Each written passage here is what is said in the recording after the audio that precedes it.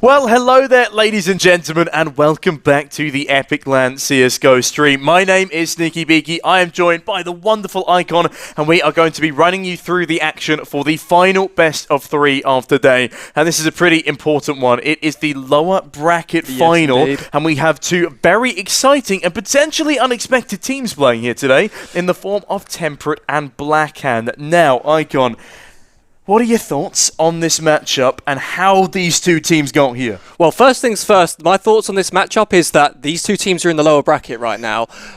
What? They don't deserve to be in this position. Well, in terms of the quality of these 2 teams, they don't deserve to be here. Clearly, they deserve to be here because they haven't played as well. They've been knocked down, unfortunately. But Temperate and Blackhand, both rosters that I would put in the top kind of 2-3 teams in the UK right now. You've got over on the one side, you've got Mr. Hoy, MMS, Fluffs, Emmy, and Regan. And over on the other side of Blackhand, Dexter, Fraser, Timo, Jouster, and Zulu. All of these names are individuals that I recognise. I've casted both of these sides in the past, and I know that the level that they bring to the table is more than they have shown so far at this event. I mean, it's going to be a very exciting matchup regardless, but another thing that has been so unexpected about this event is, well, the mixed teams have really been bringing their A-game. And, well, as much as some of these mixed teams have incredibly experienced players on the roster, I mean, I'm looking mainly at EMP's kids. They have been tearing up the scene this tournament. And obviously, we've got the Into the Breach player of Cypher amongst basically star-studded roster in UK terms. Definitely. And, well, I think Blackhand, they are still the unexpected entity down in this lower bracket run, but I think we could be potentially seeing a Blackhand EMP's Kids final. That's my prediction for this tournament. But before I go into predictions, we're going straight into the first map. A nice change of scenery in Vertigo, and it will be Blackhand starting on that T side.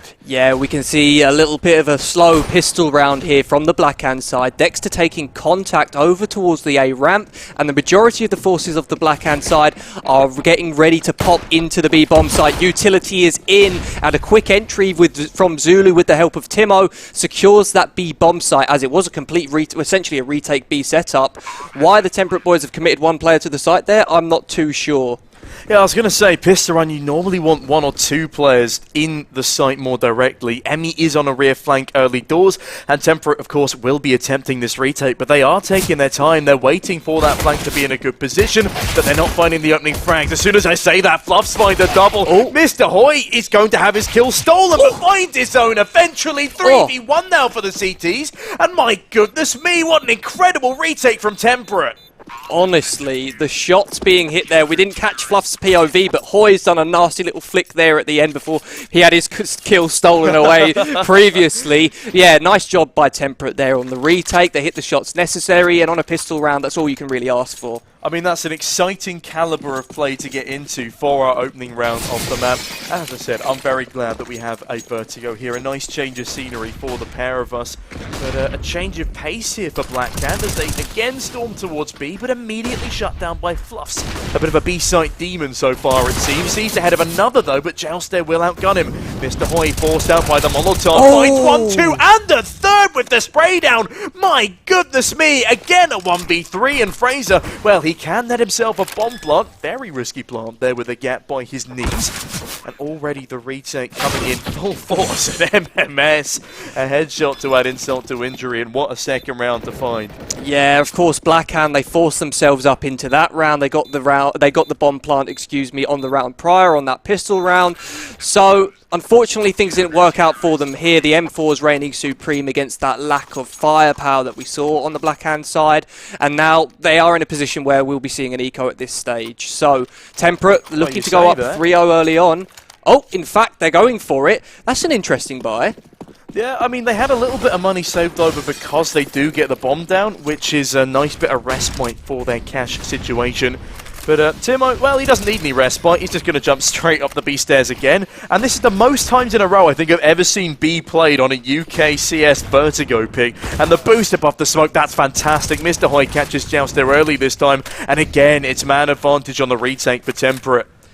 Absolutely, they've got themselves in a great position as the bomb does go down, but Fraser wanting to force the issue. Timo's run out of bullets on the trade and can't get it done. A scrappy attempt there towards the generator, and it leaves Dexter in a 1 versus 3. Fluffs has his number, and Temperate, they shut down the rebuy once again, so they do find themselves in a 3-0 position, but now looking more likely like maybe a 4-0 here. I reckon 4 is probably inevitable unless Blackhand can... Well, they do have the money to reinvest because, again, they get the bomb plant, which is crucial. And loss bonus as well is full.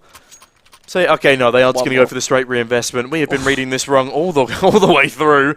But Blackhand, I need to see a little bit of differentiation from them here. Yes, they're good at getting that bomb down on B, but they can't hold on to the post plant. They don't have enough utility to do so, and they have just been outgunned by Temperate here. The aim has been spicy, and some of the decisions have been a little bit questionable, especially in that post plant scenario. They're not holding the right angles, and also that weird crouch walk from Dexter through the smoke, straight into the open arms of a USP. There were other ways that could have been done. This is why I think that we would have been correct in making the prediction that they would have gone for a save in a round like this, or even the round prior, because they're losing their post plant simply because they have such a lack of utility. They don't have the AKs to get the instant kills on the gunfights either. So they've really... they're digging themselves quite a deep hole here if they aren't able to win one of these force investments. If they do lose this round, you know, sanity has to see through here. They need to go for the save and cut their losses, because they do not want to find themselves already 5-0 down before this map's really even started. I mean, as soon as they fail to plant the bomb in one of these rounds, their economy will be shodden, but Fraser ensures that MMS is so. 5v4 now ensuing, but Zulu on a single point of health. He's the walking wounded, but Emmy... he's far more than wounded, taken out the server by none other than the 1 HP player of Zulu, leaving Regan to use his utility to deny further presence towards this A bomb site. But at least they have finally changed their planning, changed their pacing, and they do have a man advantage because of it. And it's the CTs this time with the lack of utility. But Fluffs through the smoke is going to catch the bomb planter, and Mr. Hoy boosted up on short. My goodness, it's all going wrong again for Blackhand here. And as he tries to run away, Fluffs catches Jouster. This is madness to start off on Vertigo, and I'm loving the hype that both of these teams are bringing. Temperate know their stuff on CT side Vertigo. You can see that already. They love a cheeky boost. We've seen plenty of kills come through for them over the top of the smokes in this game so far, and now there's the sanity we were looking for. Blackhand finally decide to go for the half investment in this round. We will potentially be seeing a bit of a more competitive one going forward, but so far this has been lights out from Temperate. I think they've only lost a maximum of like 2 players in a single round. I haven't seen any less numbers than that alive. Hoy's cutting everything down, and Dexter, last man standing, can't get anything done for himself either. Look at the economy for Temperate. They've already found themselves in a comfortable position by the time Blackhand's first full buy even comes in. I mean, this has been a brutal beginning to the map pick of Blackhand. Temperate just storming through on the CT side. As you said, they've got a perfectly stable economy by the time that Blackhand is able to buy fully into their first. But now that they have the util, they have the 5 AKs, they need to prove themselves here, show that depth of strategy that no doubt they've been working on as this organised squad. They're not a mixed team, remember that. No. And Emmy... peeking around that smoke. Does he land the leg onto Zulu through the box? I think he does, and that's just cruel. That is absolutely absurd. Another boost maybe catching off the side of Temperate this time round. It's finally come back to bite them. Regan at least gets one before going down, but the entry from Joust there into B is sublime. Blackhand have got an open B bomb site, and they've got some utility to hold this down in the post plant as well. I think we see Blackhand's first round on the board here. I completely agree. This needs to be a save for MMS and Emmy. They don't have unlimited funds, and especially if they want to buy comfortably or keep that orb into the next round comfortably, they need to hold on to it here. And they've got a nice little crossfire to do so. Do need to be careful of someone coming down the A ramp, but I think they should be good, at least for now. And, well, I think we're running out of adjectives to describe how dazzling these entries are from both sides. The headshots raining through. Just the caliber of Counter-Strike. Very enjoyable to watch. And, well... I'm glad to have you here for this, Icon. A spicy map to round out the day. Yeah, I'm very happy to be here. Finally, we get the games that are on HLTV for the evening. If you have joined us from HLTV, hello, welcome. This is Epic LAN, a premier UK CS event. The best community event for CSGO in the country, without a doubt, wouldn't you say so? Also, yeah, shout out to Brandon in the corner in the armchair here, cheering from the sidelines. Beautiful man, covering the previous best of 3, a wild series at that. And, well, I believe Ava won 2-1, am I correct? No, I'm incorrect. Oh, goodness. Well, we'll come back to you with a fact check later. As Zulu checks the edge of the smoke and checks it well indeed. Huge amounts of damage dealt as Fraser catches Emmy. 5v4 now. As Blackhand, yeah, they found their footing, but can they hold on to it? Yeah, a great opener to find there. I believe that was towards mid. Now Fluff's under pressure from a lot of players. He's managed to spray down 2 heads, and Hoy's rotation is here in time to trade. B-bomb site well in the hands of the Blackhand side for now, but Temperate have the advantage in terms of utility and manpower for this retake. I say that, MMS catches a HE straight to the face, and now Mr. Hoy, on half HP, has got his work cut out for him. They have the smokes, Molotov's flashes, everything they could possibly need. Timo, the one to hold the line. The flashes haven't caught him. The spray is good, but the transfer's not there. Hoy's massive 3k in the round, and he shuts this one down. So, Temperate, they bounce straight back. Blackhand just can't really get themselves into this one on the T side yet. I think the B-bomb site is cursed for them. I really do. Every post-plant, they come into it with decent numbers, a great chance. Especially there, they saw the elbow of the player dropping down from scaffolding, but I don't think they react to it. And Timo, he gets a great kill onto a jump peak. And it's just Mr. Hoy with the spray transfer to shut things down and do it in style. And of course, I'm an idiot. Em's kids are the ones who won the previous matchup, bagging themselves a spot in the final, I want to say. Yeah, they're in the final tomorrow. That'll be good fun. Coming to you from about midday tomorrow. But until then, we've still got to get this match out the way. There are 2 more maps to decide who will be joining them in that grand final. And Blackhand, well, they were meant to be there. A lot of people have said this is their land to lose, and so far they really are losing their grasp. As much as where they're finishing now in the league table is very respectable, they know they deserve to be in that final. But Temperate, so do they. This will be a fierce fight, as again, the pace has been slowed to a grinding halt.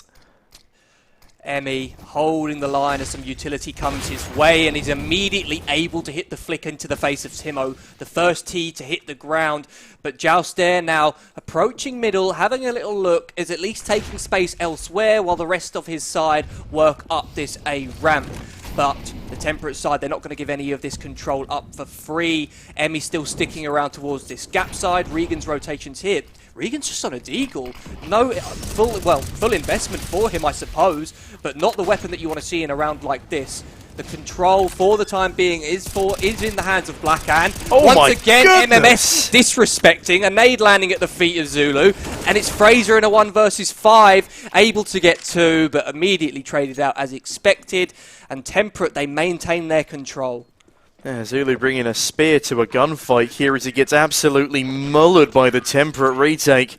And at that 7-1 scoreline, well, I'm going to assume that that's a tactical pause. Blackhand need a breather. They are getting absolutely steamrolled. And if you just look at the individual performances, Mr. Hoy, 13 in 4 coming into round number 9. We've got Fluffs as well, 10 in 3. And the CTs, they're just not dying. It's, as you said, always with 2-3 left alive, with the exception of that clutch round 2 rounds ago. From, I believe it was Mr. Hoy as well, the spray transfer. Blackhand on the flip side, 7 deaths across the board with Fraser, 8 in 8. It's not good enough. We need to see more from Blackhand, and we need to see it now. This is their map pick after all. They are not going to be able to let things spiral out of control like they're doing at the moment, because Temperate will capitalize. These guys are still a very solid team. Yeah, no questions about that one. But here in this round, we finally see Dexter able to bring the AWP into the round. We know what Dexter is capable of. He's a very flashy AWP player when he gets the opportunities come in his direction. So far, it looks like he's just with with the rest of the pack here, checking out this area towards middle. And Temperate, they've gone for a bit of a mid-round contest here. All the kills going the way of Blackhand. MMS able to trade one back, but dies in the Molotov, and that will leave Emmy in a 1 versus 3. AWP in hand, and Fraser catches him off as he runs through the smoke. A much better round there from Blackhand, but I must say, some strange fights going down towards middle there from Temperate. Yeah, especially that AWP push through the smoke. I know you want to deny the mid players the opportunity to get over to B, but you're far better off just waiting for it to fade. See if you can catch a frag onto someone waiting for you in CT spawn, and then choosing whether or not you want to go for it based on time.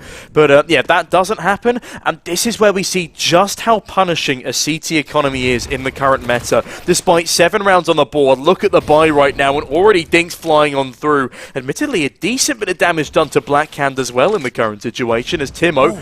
Oh, that nade is brutal. Top fragger of Mr. Hoyt down early doors, leaving Emmy to try and deal killing blows on the scout towards where the bomb is laying in wait. MMS, though, does hear a reload under him towards T-spawn. And, well, this is no doubt going to keep Temperate guessing, and I'm not surprised. It's still a very thin spread from Blackhand. They've not yet decided where they want to assault. As Zulu, well, he's picked a good timing, will now make his way up short. Yeah, this is an interesting situation right now for the Temperate side. They've still had some players stacked up over towards that B side of the map in the form of MMS and Fluffs. Of course, the weaponry's not great for Fluffs. I think that's the reason why he's hanging around. But there hasn't been a great reaction from the Temperate boys. However, Blackhand have played right into the only thing that Temperate were realistically set up for. He's let them all go by. One, not the second. A messy one. Needs to get the reload off, but MMS has let that opportunity slip, and Emmy left in a dire situation. No question whether or not he'd be able to win this round. I'm going to go ahead and call it and say he's not going to bother. He needs to save this scout because there's going to be no buy for the CT side going forward. That's a nice shot. Nice shot onto Zulu at the bare minimum, but Fraser in a forward position that he's not expecting. And the last 2 rounds for Temperate have got a little bit shaky here. Oh, I mean, that was an absolute facepalm moment. The entire setup was just phenomenal towards the B stairs. I can't believe nobody just looks down to check that that corner is clear. I know it's a complicated angle to deal with, but man, surely someone looks at it early. But that's what makes it all the more heart-wrenching for MMS when he whiffs all of his shots onto the actual bomb carrier. He got down to about 20 HP. He lands the first 3 bullets but can't convert. And now the pistols just get mowed to pieces by Jouster. And as I say that, MMS does land the headshot. Well, trying to claw back some caliber from the previous round, but Fraser finds one more, and this should be an easy round for Blackhand, putting them onto a far more comfortable 4 to the 7 of Temperate. And with, again, MMS missing that golden opportunity to spin the round into a 2v2 situation. They're going to be kicking themselves. Yeah. He was the hero rifle player with that A1S. He needed to make the play, and he fluffs it. And unfortunately, not the teammate. Everything went his way there, and I think just the pressure of like, oh my god, I mean, it's such an amazing position, just got to him. He was unable to hit the flicks, and well, it didn't even need to flick, he just needed to line them all up, spray in a straight line. Unfortunately, didn't go his way. In this round, however, he's the only player on the Temperate side who got a kill. He's managed to recover himself an AK-47, which is why Dexter and the boys are having a little look around here, trying to recover it. The AK-47 can be such a strong weapon on the CT side when you're able to hold angles. Oh, the shoulder spotted, but he didn't commit to the fight. I don't know if he saw him there, but they will get away with that AK. The economy's back in action here for the Temperate side. Fluff's going for an MP9, though. Oh, yeah, he's got to for the util purposes. He could have gone for a FAMAS and... Oh, that's actually a very valid point. Well, he can go for an aggressive play here. He's going to play up close towards the wood, and an MP9 is good for this scenario. Okay, I'm going to rewind there. Yeah, okay, an MP9 doesn't really matter in that scenario because he's been immediately decapitated by Timo. That's a great shot from the rifler. As Mr. Hoy, well, he needs to claw a frag back, but can't afford to overextend. They can't afford to leave this B bomb site completely vulnerable. And Mr. Hoyt, has he just eaten a grenade there? Down to 57. As Blackhand, well, they're really starting to come back into the fray here. as much as that bomb drop may well have been heard. Fraser, he sees a barrel of the gun sticking out through the smoke. That's a tragic mistake there for the Temperate short player, forced off by a Molotov, but thankfully retains his life, retains his weaponry.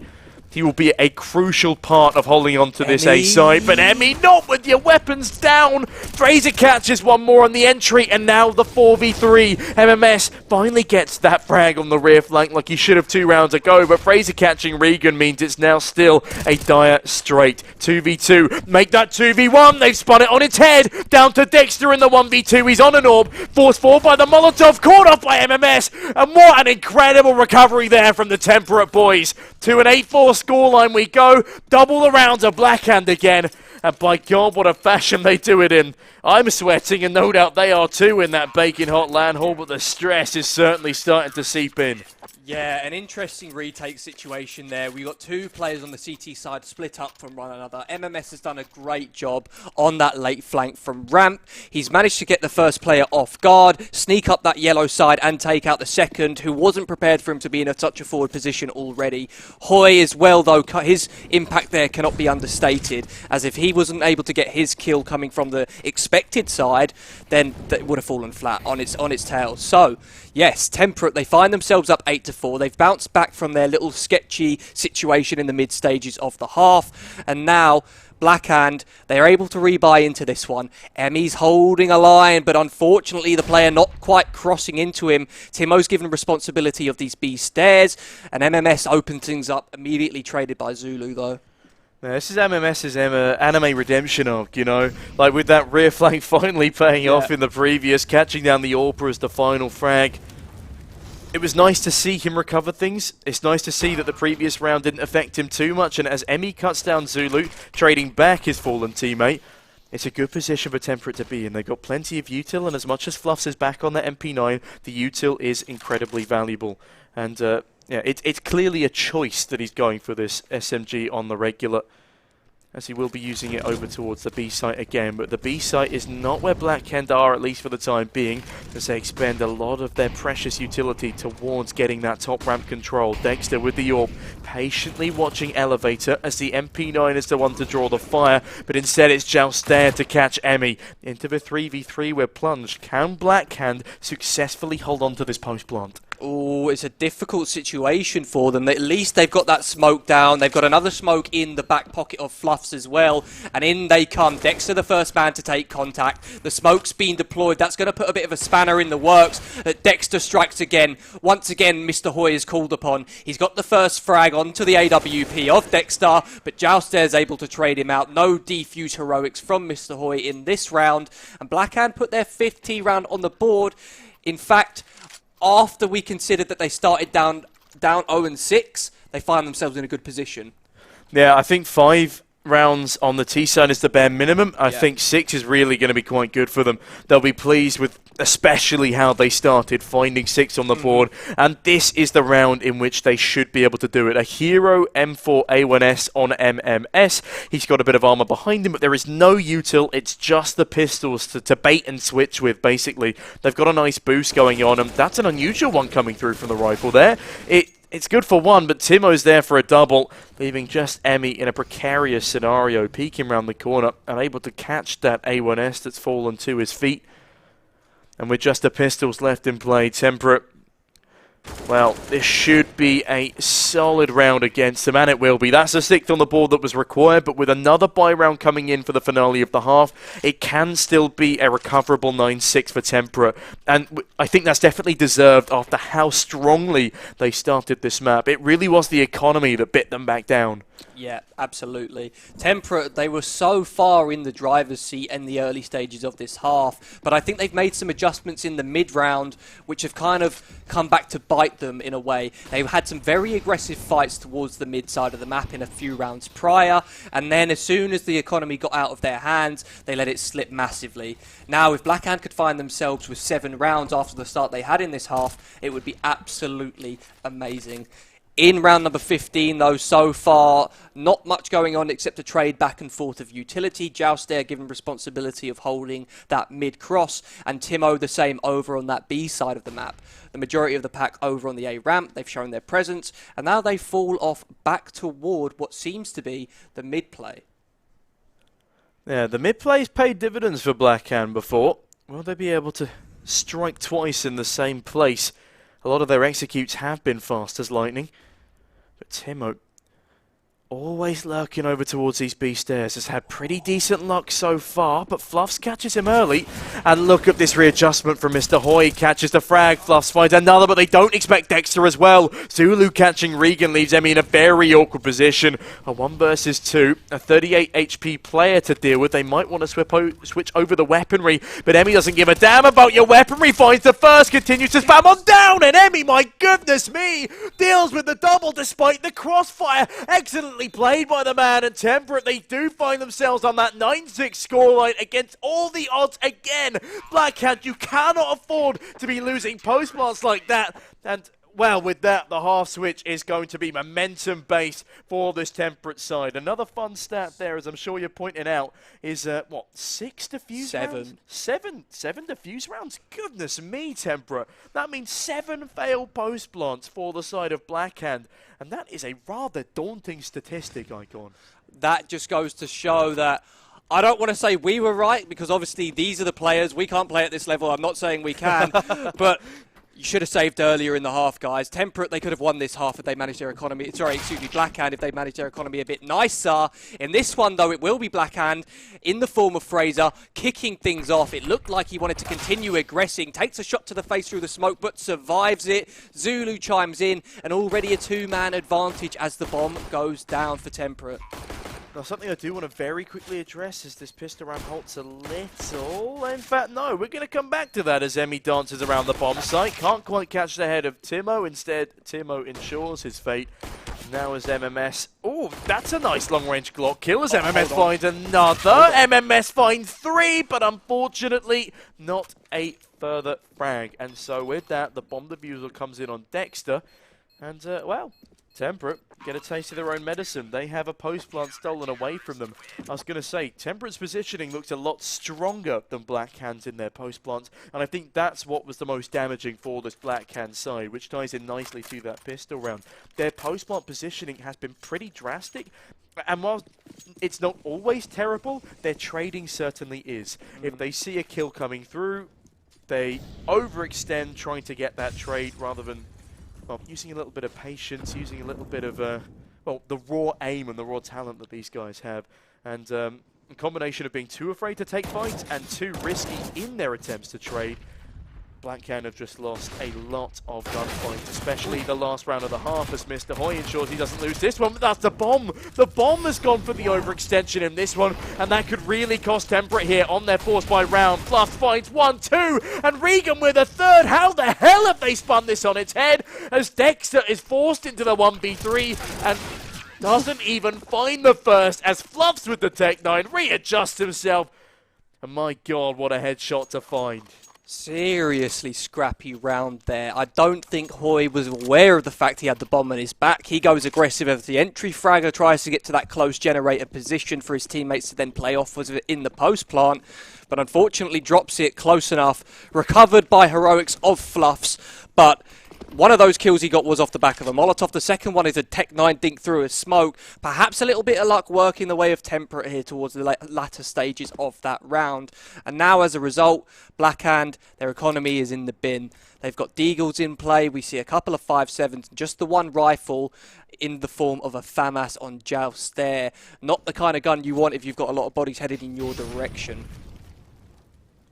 I'd have to agree. And Blackhand no doubt have the same thought passing through their mind. Went up against, that's 2 AKs, 2 Galils and an A1S. An A1S on the T side is always particularly menacing due to the extra degree of accuracy it adds. Yeah, Blackhand will be counting their lucky stars should they pull this round on through. With that 3-round deficit, they're certainly going to try. I mean, clearly so. They forced into this one for a reason, and Dexter, well, can he glow up like his Australian counterpart in the mix here? So far not gifted the opportunity. Instead, a smoke ball left for Blackhand to play around. Good grenade forces Dexter out of position. But as Dexter falls out of his short side angle, Jouster, will he jump above the smoke? Decides not to, and it will be a 5v5 retake, and Jouster, that needed to be the opportunity to start off the man advantage. Instead, Mr. Hoy and Emmy, it's an absolute bloodbath. That is an incredibly swift round in the post plant, and Temperate, they get the bomb money, they get the kill money, and they send Blackhand's economy back down to the doldrums. This is going to have to be another save here, maybe a P250 and a flash like we see coming through. But yeah, Temperate may ebb into a runaway if Blackhand aren't careful. Jouster betrayed by the FAMAS spray. We were talking about it. FAMAS is awful. Volvo, please fix the FAMAS, because that spray on that thing is impossible to control at range. Unfortunate one there for the Blackhand boys. And now, yes, as you say, we're in a situation where this round, realistically, there's no talking points for the Blackhand side. This one should be a 12th for Temperate. And realistically, when we see the guns come back out, we need to see something different from the Blackhand CT side. So far, they've had very little success, only since the pistol round, right? They've won the pistol, and that was that. Yeah, pretty much. The force buy successful again for Temperate, which has just been so damaging, no doubt, to the mentality and the economy of Blackhand. And bearing in mind, these are UKCS players, that LAN hall will have been loud. Yes. And that really shatters your confidence. And if you're a player that's prone to getting a little bit twitchy, a little bit angry when the opposition start picking up rounds and you as an individual start making mistakes, having them jeering in your ears, it really messes with your mind. And Timo, well, he puts a bullet through the mind of Fluffs, but Mr. Hoy is quick to trade, almost gets shut down as he drags out a Molotov, and oh my goodness, it's somehow Jouster to readjust in time. Mr. Hoy will fall, and MMS, he's actually retreating back with bomb in tow, and a very solid start to the round for Blackhand, but an overextension from Dexter with no trade opportunity. It's completely unnecessary. Another one coming in Regan's direction. No. Fraser goes down one by one. They walk into Regan's crosshair. Jouster, though, still holding strong. And Zulu recovers Regan's lurk. Jouster keeps things under control. And you can thank him for his 3k in this round, because without that, that definitely could have gone the way of Temperate. It's worth noting at this point that Dexter, the main AWP for the Blackhand side, seems to be the one struggling the most individually in this game. And you need your AWP to show up on whatever map it may be, especially on the CT side, where it is so incredibly important to get opening frags using the big green gun. So far, Dexter's not had much impact in that regard. A faster play this time round, though, Sneaky. No. Straight rush into the A-bomb site. Blackhand have been caught pants down, but at least Zulu gets 2 kills back in return. A 3 versus 3. Zulu's position now known, and the rotations from the Blackhand side are here before the bomb's gone down. This could go either way. Yeah, Regan, another struggling player, though, gets shut down immediately without finding a frag. Really nicely dealt there by Blackhand. But Emmy, he's standing on top of the sandbags. If this swing comes on in, he should be good for a frag, but instead drops on off and looks to extend further towards that site. He's covering his teammates as they come up the ramp, but Jouster, I don't know what it is about him and B bomb sites. He locked down that previous round just like he did on Mirage when we casted him last time. But Jouster, now on A, has to reactivate himself as a sentry. An absolute rain of bullets towards this opposition as they continue with time ticking away to push up a ramp. They've got the bomb on Fluffs. They've got an opportunity to bolt for the site. And they also have a 3v2 scenario with one player still residing on B. Great shot bait out from Jouster. Big information gained by both squads, though, as Mr. Hoy swings first. Zulu to trade. The Fluffs goes down to Zulu as well, and the AWP! The AWP doesn't even fire! That's incredible stuff from Zulu! And 12-9 now as Blackhand back another. Zulu, the absolute hero of the round. He has managed to get 2 kills as the initial aggression comes his way. He stays alive, maintains control of that gap side of the A-ramp, and then mops up the remaining 3 players as they try and charge into the bomb site. The individuals are now starting to show up for Blackhand, and that's a very good sign. Now Dexter's got the AWP in hand. If he can find himself some opening picks, Blackhand can really make a good go of this comeback, and we may be seeing them taking the lead in the next few rounds. Yeah, it would be nice to see Blackhand bringing things back on their own map pick, though. Give themselves that little bit of confidence that no doubt they were missing after a tumultuous first half. Temperate, though, they can't afford to let this one slip. Vertigo, very momentum based on that T side. If you can keep applying the pressure, keep your economy afloat, and also, hopefully, on the Blackhand side, keep giving Dexter that AWP, well, we're going to have a very competitive game on our hands. Now, the thing about Dexter is they've not been managing their economy well enough for him to be playing the AWP. So I think he's only had it 3 or 4 times this entire game so far, and we're in round number 22 here. Dexter has to prove that this AWP investment on the back of him is not a waste of money. And this is where he needs to find some frags. He needs to get 1 or 2 kills just to, or at least hold on to the AWP into the next round, in order to prove this investment worthy. Otherwise, just sticking back on a rifle and play bait and switch, play for trades.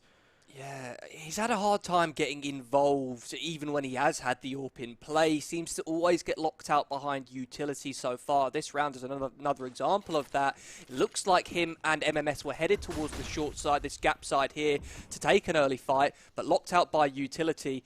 Now Dexter, he sticks around, given responsibility of the gap side. Fraser's got himself into a lovely little position here, which perhaps will be an off angle as these players creep up the A ramp.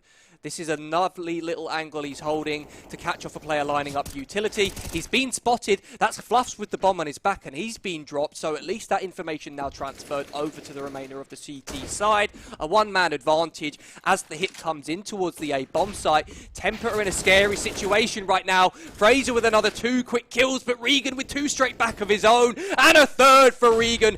As now Dexter, once again, we've been highlighting him. He's gone missing here on Vertigo, and unfortunately that could be the difference maker in this map. Yeah, 7 and 17, simply not acceptable for a match of this caliber.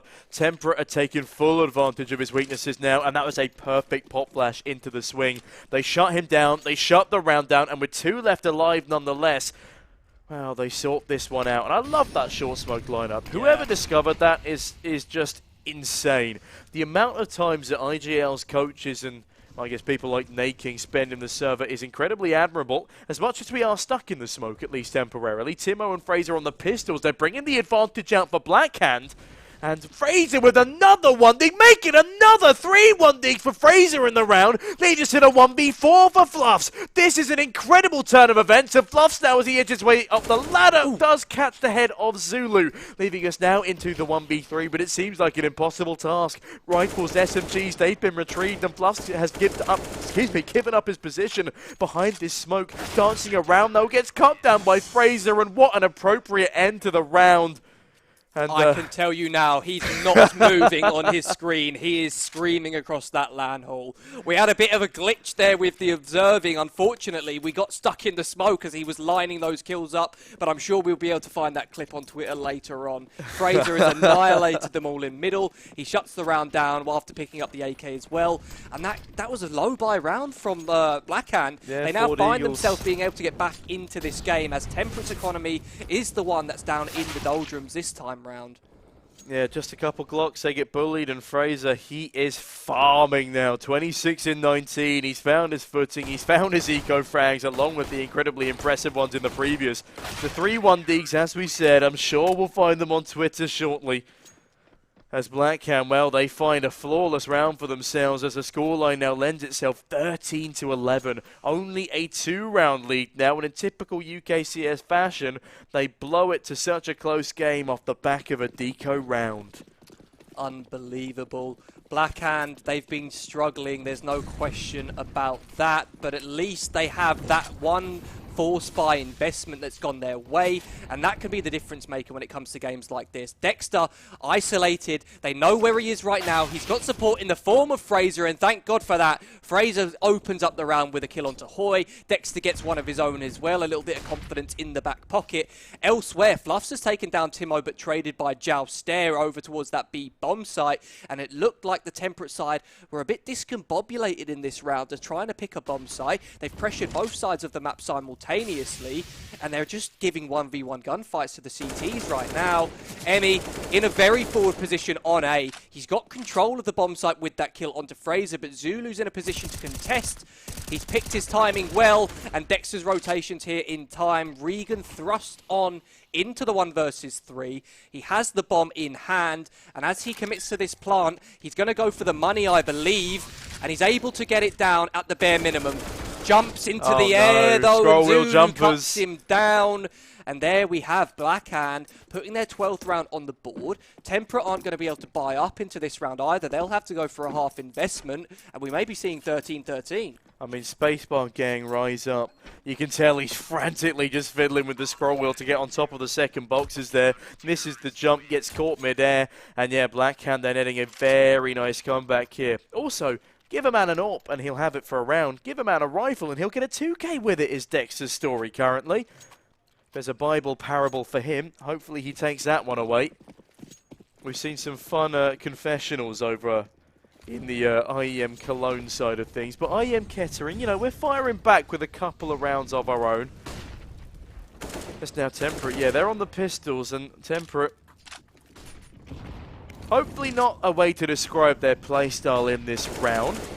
And hopefully they can bag a couple of frags off the back of it. They need to deal as much economic damage as possible, as Blackhand have been allowed to spiral things a bit, especially Zulu. 7.7k now.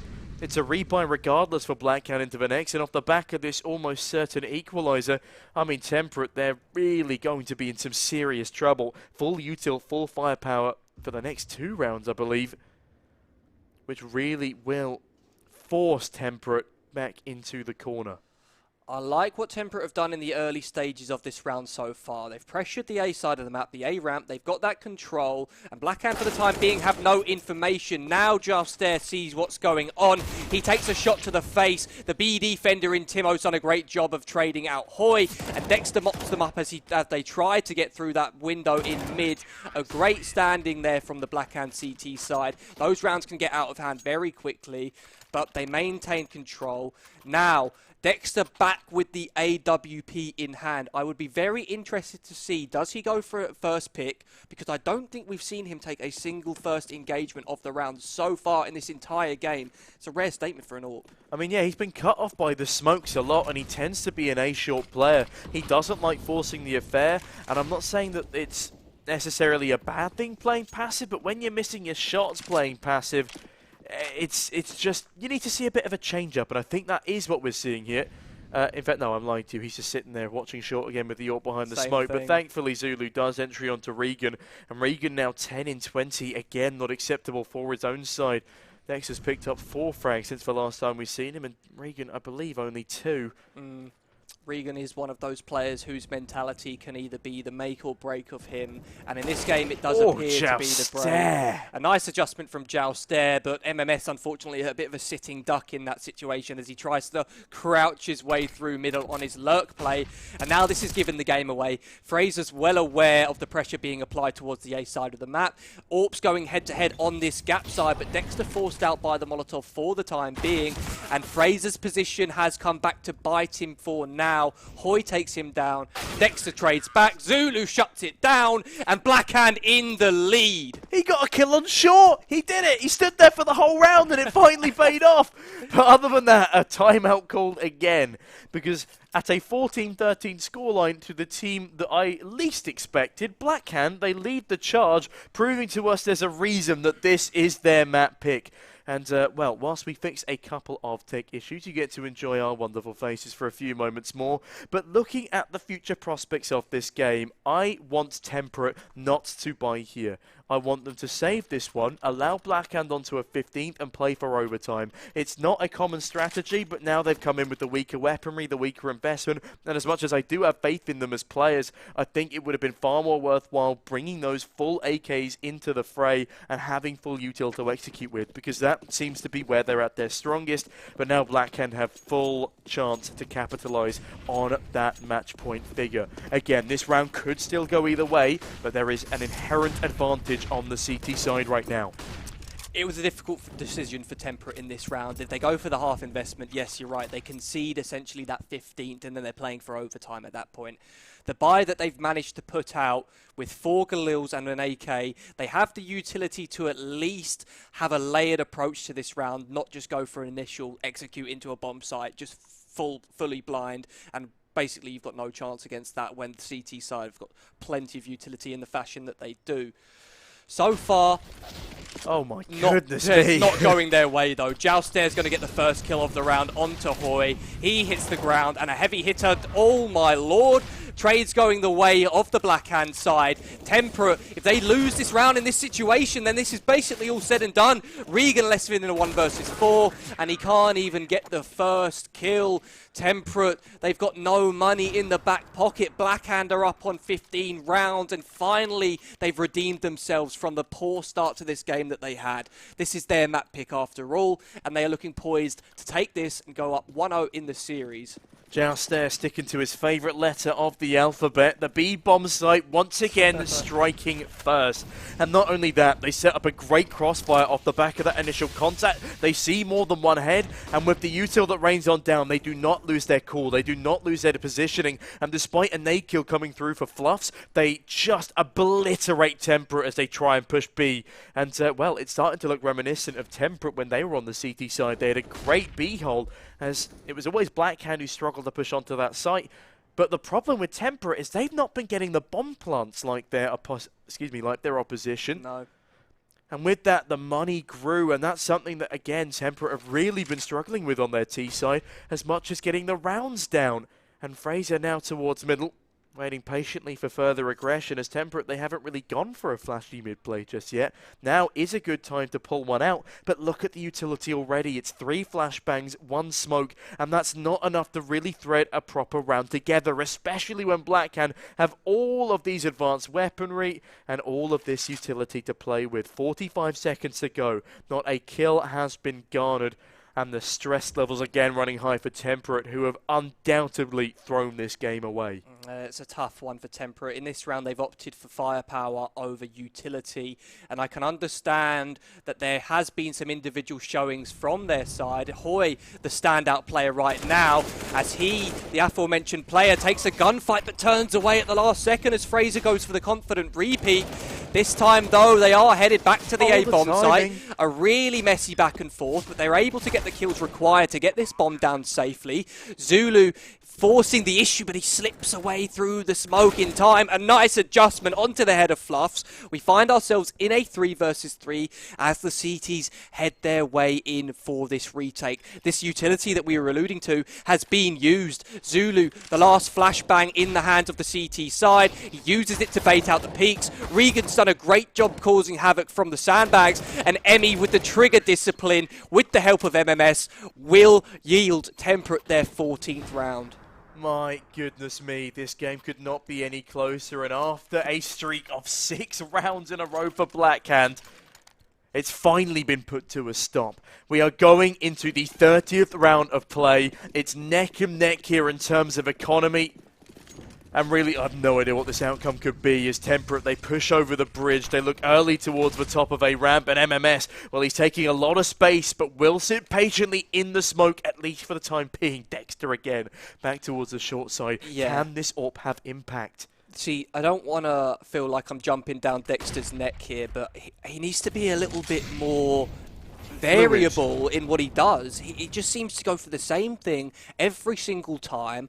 I am sure by this stage in the half, Temperate are reading into Dexter's positioning. He's not being aggressive in the early stages. He's literally just coming and standing and holding short. We've seen this maybe 3 or 4 rounds, almost every single time he's got the AWP in his hand.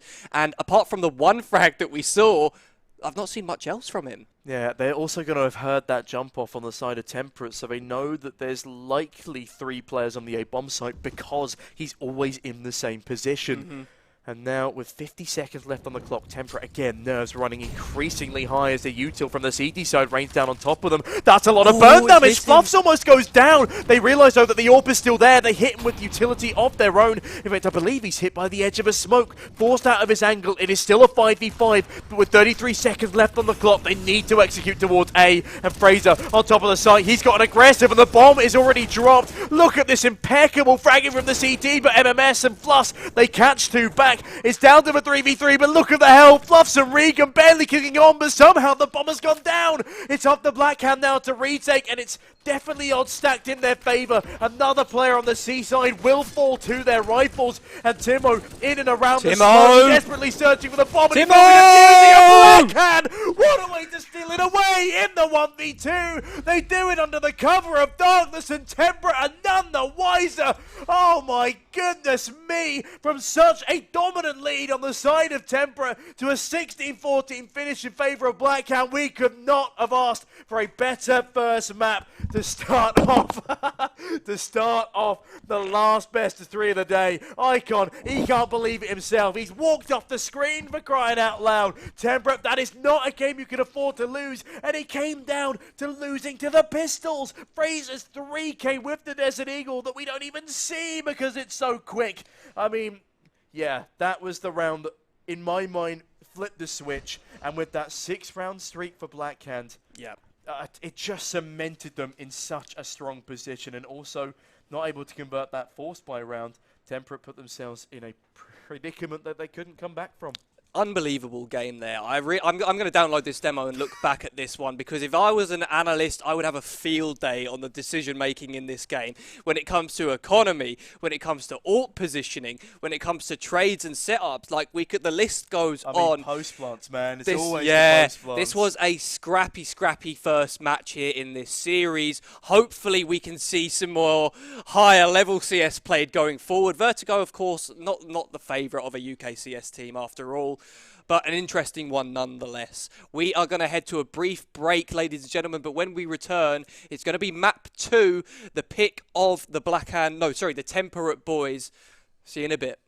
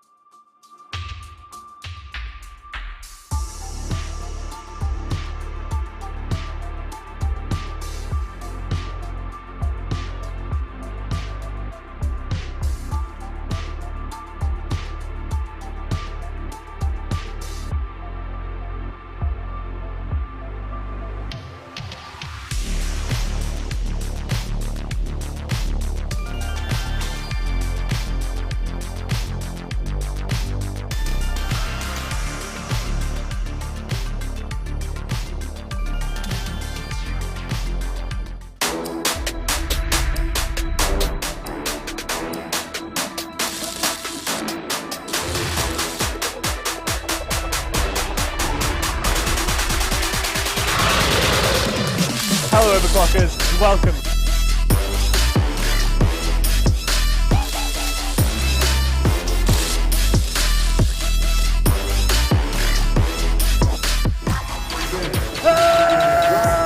Screw this. Where's EPIC when you need him?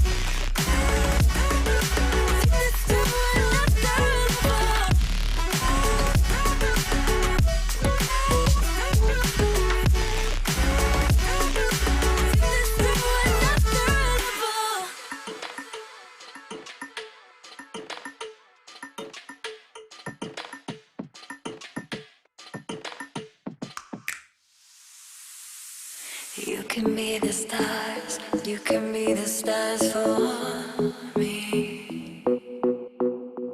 Show me that you love me, light the sky so I can see. Tell me something I don't know, take me where I never go. I wanna know what it'd be like to disappear for a night. You could be the stars, you could be the stars for me. Show me that you love me, light the sky so I can see. You could be the stars, you could be the stars for me. Show me that you love me, light the sky so I can see.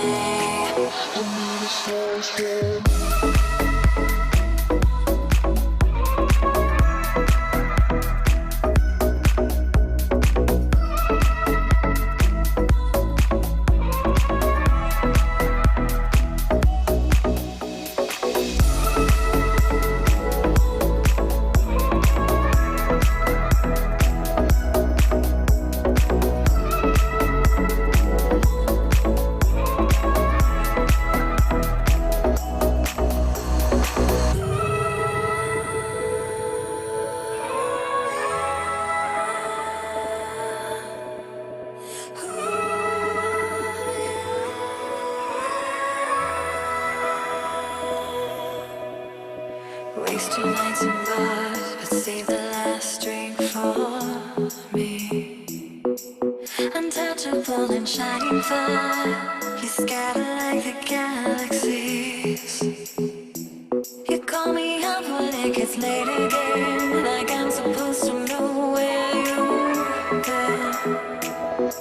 Oh, but it doesn't work that way, no matter what you say, aren't you? Until the end. You can be the stars, you can be the stars for me. Show me that you love me, like the stars so I can see. You can be the stars, you can be the stars for me. Oh, yeah. Show me that you love me.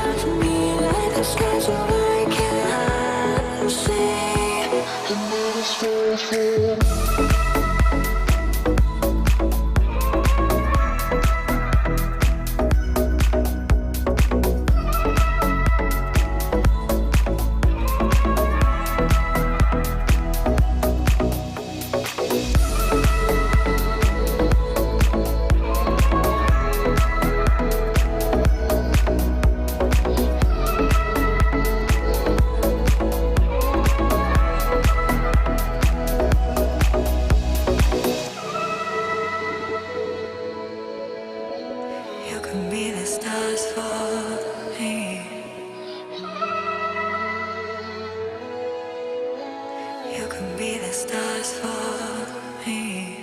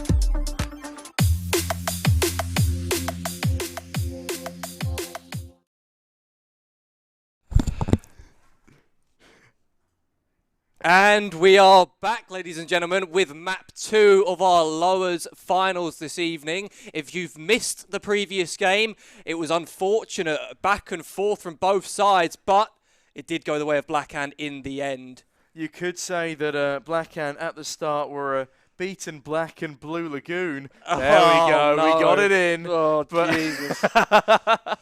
But moving on swiftly, yeah, Blackhand, whilst they did have a very tumultuous start, they somehow, some way, managed to win a crucial turn point round in which I think it was Fraser's Desert Eagle picked up 3-1 digs in incredibly fast succession, flipped it on its head, and yeah, the economy was just shattered for the side of Temperate. They couldn't recover themselves, they couldn't recover the money, and they couldn't recover the game. 6 rounds in a row as a streak after that, and yeah, 16-14 as a finish. A disastrous scoreline for a Temperate in the lead. Yes, it was a bit of a weird game to say the least, but I think that it was very good for Blackhand because of the fact that obviously they started down 0-6 at the beginning of that game, right? And we were kind of talking about how we didn't agree with their decision making in terms of economy. Well, at least things worked out in the very end. Because it's otherwise, all right on the night. Yeah, otherwise it would have been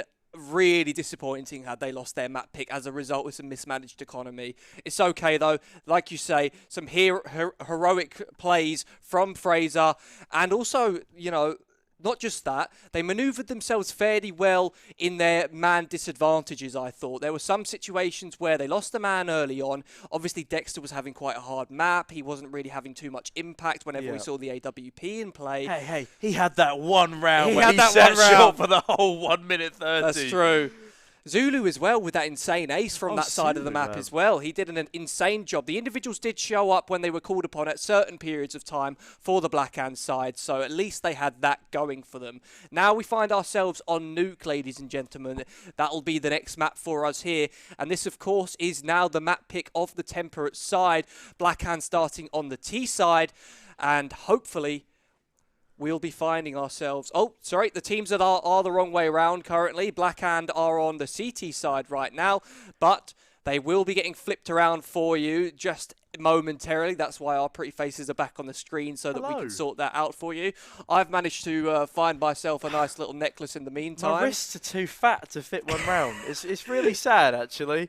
I don't know, big wrists, big for deadlifting, but not so good for putting cheap plastic around. Unfortunate. It is very sad, but again, I can wash my tears away with this lovely blue lagoon as Temperate can wash away the bomb site of Blackhand. The A site is open for business, and by God, a nade into heaven tries to send 2 straight up to God himself as Dexter and Timo, well, they're looking pretty low in the HP department, and also the chances of Blackhand winning this one dwindling by the number as Fluffs, oh, he's going to bag 2 more for good measure. Fraser now peeking on out of A main, will catch Emmy, will get Mr. Hoy. My goodness, the pistol prowess is prominent, but the alliteration might be clean. The pistol frag for Blackhand. Oh, they're even cleaner, it seems, as Joust they'll be tapping the bomb as well. It's all down to MMS in the 1v1. He's just got to play the timer, but a defuse kit has been picked up. Not that it's going to matter as MMS recovers things cleanly. Well, I say cleanly.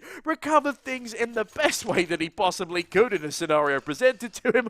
And Temperate again, they win the opening round and give us a heart attack in the process. Yes, absolutely. LaFluffs, or sorry, excuse me, just Fluffs now. His name previously was LaFluffs. He has done great work there getting the entries, a couple of kills as well just to defend the bomb site, and I love that little touch with the HE.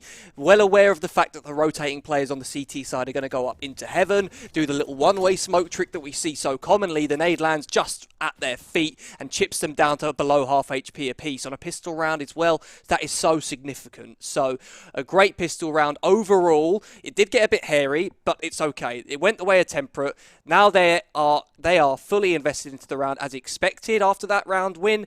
We see Blackhand as well, though. Got themselves a scout, an MP9 in the hands of Zulu, and Fraser on the Deagle. Perhaps we could see some heroics once again here, Sneaky. We do have to quickly give credit where credit's due to Fraser and Joust there again, though. Like, they almost clinched that pistol round. It was down to the wire, and hopefully that's given them some individual confidence coming into the early stages of this nuke game. They can't quite capitalise off of the, well, small momentum they bring with them from the previous map. But with goodness me, sorry, we can hear Valorant next door, and Jay is just screaming his head off. I'm sure if you watch Counter-Strike, you know who the fabulous Eternal Jay is, but Dexter knows exactly what Temperate are planning to do now, as with his scout, as the smoke fades, catches a glimpse of 2 of these Ts as they aggress down towards Secret. Fraser, he waits patiently.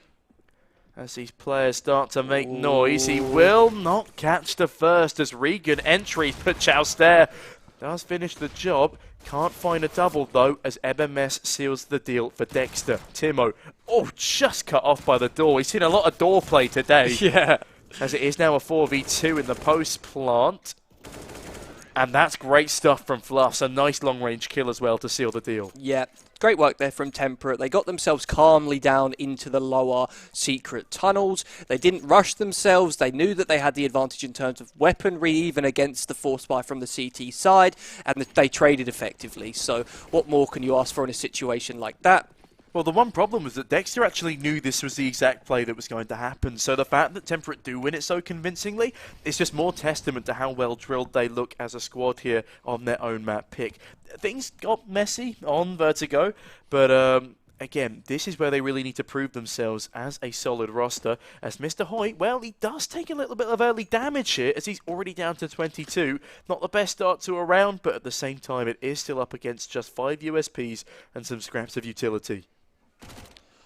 Dexter spotted out in the garage as well. A nade perhaps over the top to seal the deal. It doesn't get a kill, but it deals significant damage onto the unarmored opponents in Timo and Jouster. So in round 3, there's no investment from the CT side, bar a flash and a smoke. What they'd like to use that for, we're about to find out. The flash goes through, but it's the clean-up squad on the Temperate side. MMS farms himself a nice little bit of cash as well. And Fraser, perhaps preempting a B-bomb site finish for the Temperate side, has got himself down here nice and early.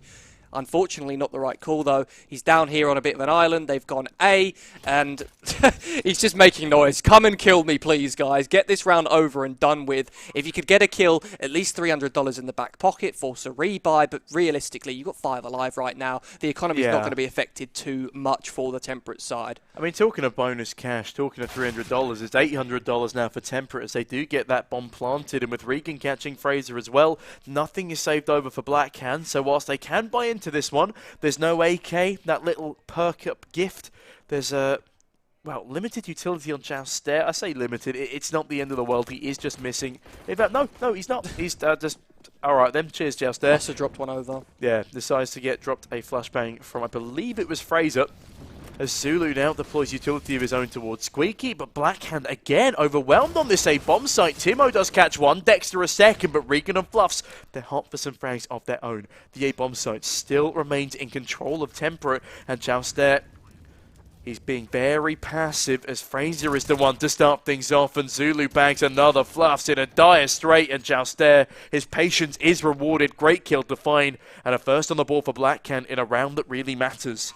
Yeah, a difficult situation for Temperate there in their post-plant. They didn't really have control of main, which they had planted for. Immediately, the Blackhand boys were there behind those smokes to prepare themselves to go for the retake, and it's worked out in their favour. The trades go their way. They put their first CT round on the board, and they're looking to go 2 for 2 on gun rounds here coming into this one. However, we see Emmy finally with the AWP in play now. Well, I say finally with 4 rounds in. This is round number 5. But hopefully we can see him get some influential frags here to kick off this round. Another play fast into the A-bomb site. Hoy's been completely overlooked. Zulu and Fraser to trade. And there's Emmy's AWP. 2 kills in the kill feed for him. Some early impact as soon as the gun comes out. But a failed Molotov may be the difference maker here. Blackhand, they want to force the issue straight away. He's landing on him! Oh my God! He's landed straight on the head of Hoy. Caught pants down, but Emmy closes the door on the retake and a successful hit into that upper bomb site for Temperate.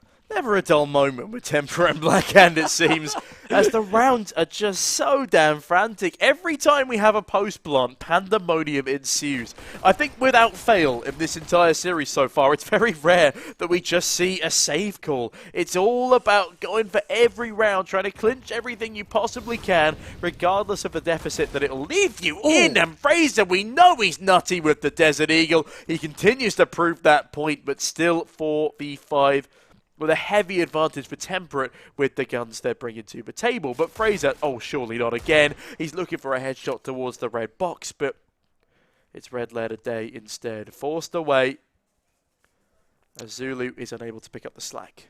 This is an interesting position right now because, of course, yes, as you say, the weaponry advantage does lean the way of Temperate. Obviously, they've traded that kill back now, and they've only got 1 player on the A-bomb site. Hoy's just cracked this round straight open. It could have been interesting had Blackhand repositioned, perhaps tried to play off their trades with the lesser weaponry, but things just didn't go their way this time round. They couldn't get into positions that they needed to early enough. They've got plenty of money to buy up in the next round if all of these 3 players go down. So if I'm Blackhand, I say go for kills here. See if you can do some damage. Force rebuys on a few of these T-side players because this is a CT-sided map here, Sneaky. Temperate, they're about to put their 5th T round on the board with only 6 rounds of play so far. It's looking very good for them on their map pick. I mean, arguably 5 rounds is the lower benchmark just there. Does he have enough time here?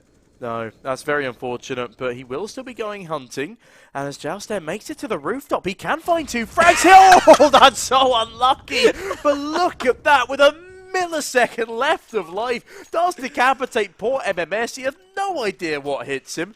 He may even have thought that was the bomb that sealed the deal, but no. A nice, clean, quick headshot from the 5-7 as bodies ragdoll. I bet he jumped out of his skin there. They thought they were safe. He just takes one to the back of the head. Man, just, I mean, it's a valiant effort to pick up the double, but literally the timing, it just eludes him. Fraser, though, something else that eludes him is MMS, who's already made it down to secret. And with Fraser spamming on through, he now knows that he's walked past a player. And unlike the plays we saw earlier, the lurk plays where everyone was walking past each other outside.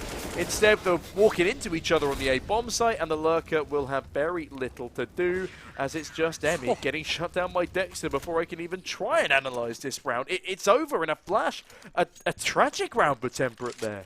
I can see what the idea behind that round was for Temperate. They lay down the outside smokes, they send MMS down there making loads of noise to try and sell the idea that they're planning to go for a lower bomb site take, and then they send in the utility elsewhere. They go for the upper hit, but Blackhand, they seem to have their number in that round. They were set up very well on that upper bomb site. They shut down the hit as it comes in, and MMS finds himself in a lurk position, which is essentially useless, right? The rest of the boys hit the ground. So a pause called at this stage, and I'm going to have to assume it's Temperate that have called this one after the round loss. Perhaps they want to re-discuss what the plan really should have been in that round, figure out what the issues were. But I mean, I'm glad that they're actually calling them as well. Yes. Because that was one of my issues with the previous map. Both teams waited way too long to start calling their timeouts.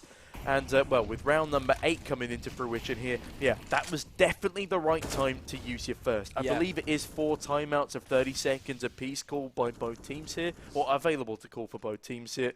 But Temperate, they don't want timeouts, they want T rounds, as Blackhand, well, they're looking to put a solid stop to that early doors. And, well, Blackhand, they're pretty good at coming back on their CT side, as we learned on the previous map. But will they be able to do it again? Oof, well, that's a very good question, my friend. Dexter on the AWP once again. He struggled to find impact with the big green gun in hand on our previous map of Vertigo. However, Nuke, a very AWP-dominant map, especially when it comes to patrolling that outside and lower halls area. It can be very, very strong. You can also move him around. We see the way Simple plays this map. He is like, everyone moves around him, right? He can decide mid-round wherever he'd like to go. Everybody on the Na'Vi side shifts around him. A cheeky no-scope in Vent as well, as quite privy as MMS. Well, he doesn't need a scope to find Fraser. Catches him off guard outside as Dexter... Oh, the timing, that's unreal. He goes back for the repeat, but they've both just gone into a main. If they catch Timo, that AWP drop-off could be so damn costly, but that is an impeccable crossfire from Blackhand. A great recovery in the round, and Dexter finds himself in exactly the right place in the right time. What goes around comes back around, and that's certainly true for Dexter as he does a full circle of the Hell Ladder. Yeah, unfortunate timing for Dexter as he moves out of his position outside, but at the bare minimum, he got information that the A-split was coming in through main. He manages to get himself in a good spot to pick up 2 frags in this round as well. So good job from him. Emmy, the last man remaining with an AWP in hand, of course, is going to want to bring this one forward as the buy for Temperate is now in a very sticky situation. You have to consider the fact that their loss bonus isn't really so heavily stacked up yet, and they will call a pause to make sure they discuss this one properly. An argument can be made to just go for the full save here, and an argument can be made to go for the full investment. But we've lost a player. Where's he gone? We've just lost one of the main players from the Temperate side. We've got Hoy, MMS, Fluffs, and Regan. Who's gone missing? Who's gone walkabout? I don't know why the name Shuby came into my head there. Well, because he used to play for Temperate. Well, that would be why. Yeah. Oh, God, I've had a mind blank. It's not Shuby, it's someone else. Moving on very quickly. I'm so sorry. I am meant to know these things, but it's been a long day. We're coming into our second map of the final best of 3 of the day. But to make it up for you, you get to see our wonderful faces again. I am Sneaky, aka the Jesus impersonator. So yeah, I've taken aspiration from Jay. Jay is out there with the dark-coloured hair version of what I'm rocking right now. And Icon, I mean, you're just looking fabulous regardless, darling. Oh, the thank necklace, you so. it really fits the attire, it fits the aesthetic of Epic Land. Yeah. And was it Mr. Hoy that we were forgetting? No, Hoy was in the server. It was Emmy that dropped out. The And AWPer as well, an yeah. important piece, but the AWP has thankfully been picked back up with a round reset. And as things get back into play, Temperate with their 2-round lead will be looking to cling on to it, but with a very disadvantageous buy. And Emmy actually dropping that AWP over to MMS. He has the first spawn. That's the only argument that I can see that can be made to drop the AWP towards him here. So, where is he opting to go? He looks like he's headed for the early door peek towards main, but no CT players there for him to fight, unfortunately. Tosses it straight back over to Emmy, who, of course, is the main AWPer of this squad. And now the Temperate side, they look to group up outside. They've left Regan in the lobby position just to have a little hunt around, perhaps play alert, gain some information as to the CTs if they make any sound cues. But in this round, we are really looking for a hero performance from Emmy if we want to see Temperate take this one. Yeah, Mr. Hoy will be the first man in, or at least it looked like it for a moment. Instead, the Pistols trying to bait out some shots so the AWP can trade them out for outside here. Meanwhile, a 3-man lethal-looking stack on this A site. Won't be able to spot anything going on towards outside. As Temperate, they've actually taken garage control, and they might be able to do something in the round with this. I don't want to try and build up too much of a storyline here because their weapon deficit is definitely evident. One upgraded pistol on Regan with the Deagle. Emmy does have that AWP, and we have seen crazier things happen. But look at this timing. The bomb going up to heaven, and Fraser, oh, he's inches away from seeing them Timo's got no idea. his peripheral vision. And yeah, Timo, none the wiser. MMS, this position is perfect, but oh, Jalstare almost catches them off guard, but instead it's Zulu and Timo, and by God, what a shutdown as Emmy is left last alive outside with an AWP, and I have no idea why he doesn't go in with his team there. I have to say, I think that Blackhand read into that situation. Even though Fraser didn't see a single thing there when he peeked outside, he didn't check on top of the rooftop. He could have communicated to his team that there's a gap there. And the AAA setup as well. Obviously, the player in Mustang wasn't facing in the correct direction, but they had 2 players on the A bomb site. 3 on the upper bomb site like that, you don't tend to see too often unless Blackhand, they just tried to throw a little spanner in the works, maybe play something that Temperate weren't expecting on a round like that. But anyway, that was just an eco round after all. The guns do come back out for the Temperate side, and hopefully we'll see a little bit more of a layered approach for them this time round. They've been loving the upper bomb site so far. I don't think we've seen them head down towards B just yet in this half. But this time round, the TTs are the ones who want to force the issue. They go fighting for control outside, and they've got the 2-for-1 trade that they were looking for. Zulu has dealt with Regan elsewhere as well, and Timo's got the information as to the position of this player fighting outside in the form of Hoy. So a great position for Blackhand right now. They look to take this round. Not 100%, but very likely. Another thing of note is as Fluffs rattles off a couple of missed shots, Jalstare to cut him through to punish. Mr. Hoy does catch Jalstare to trade, but he's being rear flanked outside. It's a nice flick across from Mr. Hoy, but Zulu shuts him down. And the point I was going to make is that Emmy saves that AWP 2 rounds in a row, then gets no kills, no impact. And both of those rounds could have been opportunities to accumulate money if Emmy went down, but just withholding that AWP constantly, it just back on 2,900, and admittedly that is in line with the economy of the rest of the Temperate players right now, so it isn't the end of the world. It just would have been nice to see that AWP at least get a kill in the 3 rounds it was saved over. Instead, it's Dexter's AWP to find Mr. Hoy, as Dexter is actually playing a lot more fluidly on the opposition's map. Pick, and oh my God, where the hell did that shot come from? As Dexter decapitates MMS through the red box, flash over towards the outside position. Another peek from Fraser comes on in as Fluffs is blinded. And this is a great round from the side of Blackhand. Okay, I know it's up against the Pistols. I'm jumping the gun a bit here. But that was a really nice couple of shots from the AWP of Dexter. And hopefully that's going to get him his confidence back. As Regan, well, he is confidence peaked by Jalstare. And that's 6-5 now to the CT side, who recover things incredibly nicely with 5 rounds in a row. And Temperate, well, they're starting to struggle again against the CT side. If Blackhand puts 6 up on the board, it will be incredibly reminiscent of the previous map. And I don't know if they'll be able to mentally recover from it.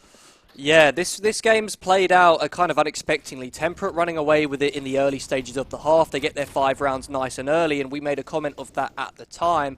Since then, they haven't done anything. They haven't had any success on either bomb site. The setups on the CT side from Blackhand have been great, but this time we do see Fluffs with an opening kill onto Fraser towards the ramp side of the map. Fraser going aggressive by the looks of where that body's landed. An interesting decision there for Blackhand early on. I'd like to see some sort of pivot in the positioning now that they've lost that man. Jalstare headed away from the ramp. They're going to concede that control, and I definitely think that's the correct decision. Stacking up a bomb site and perhaps play retake if things don't go their way. Yeah, and with A site definitely being the favoured site for this Temperate squad, it's certainly not out of order to stack towards the upper side of Nuke. But one thing I do want to point out is Fraser, despite a lot of deaths on his part, his frags have been pretty impactful, not just in this game, but throughout the entire series thus far. And Dexter, ooh, X-Ray, it's trolling me a bit there. Won't be able to catch a man outside just yet, but he's also been finding more impact than he's used to after what was a bit of an underwhelming first map performance. Now, as the double flashes rain out of the heart, Timo's not actually blinded at all, and as soon as I say that, another one rains on in.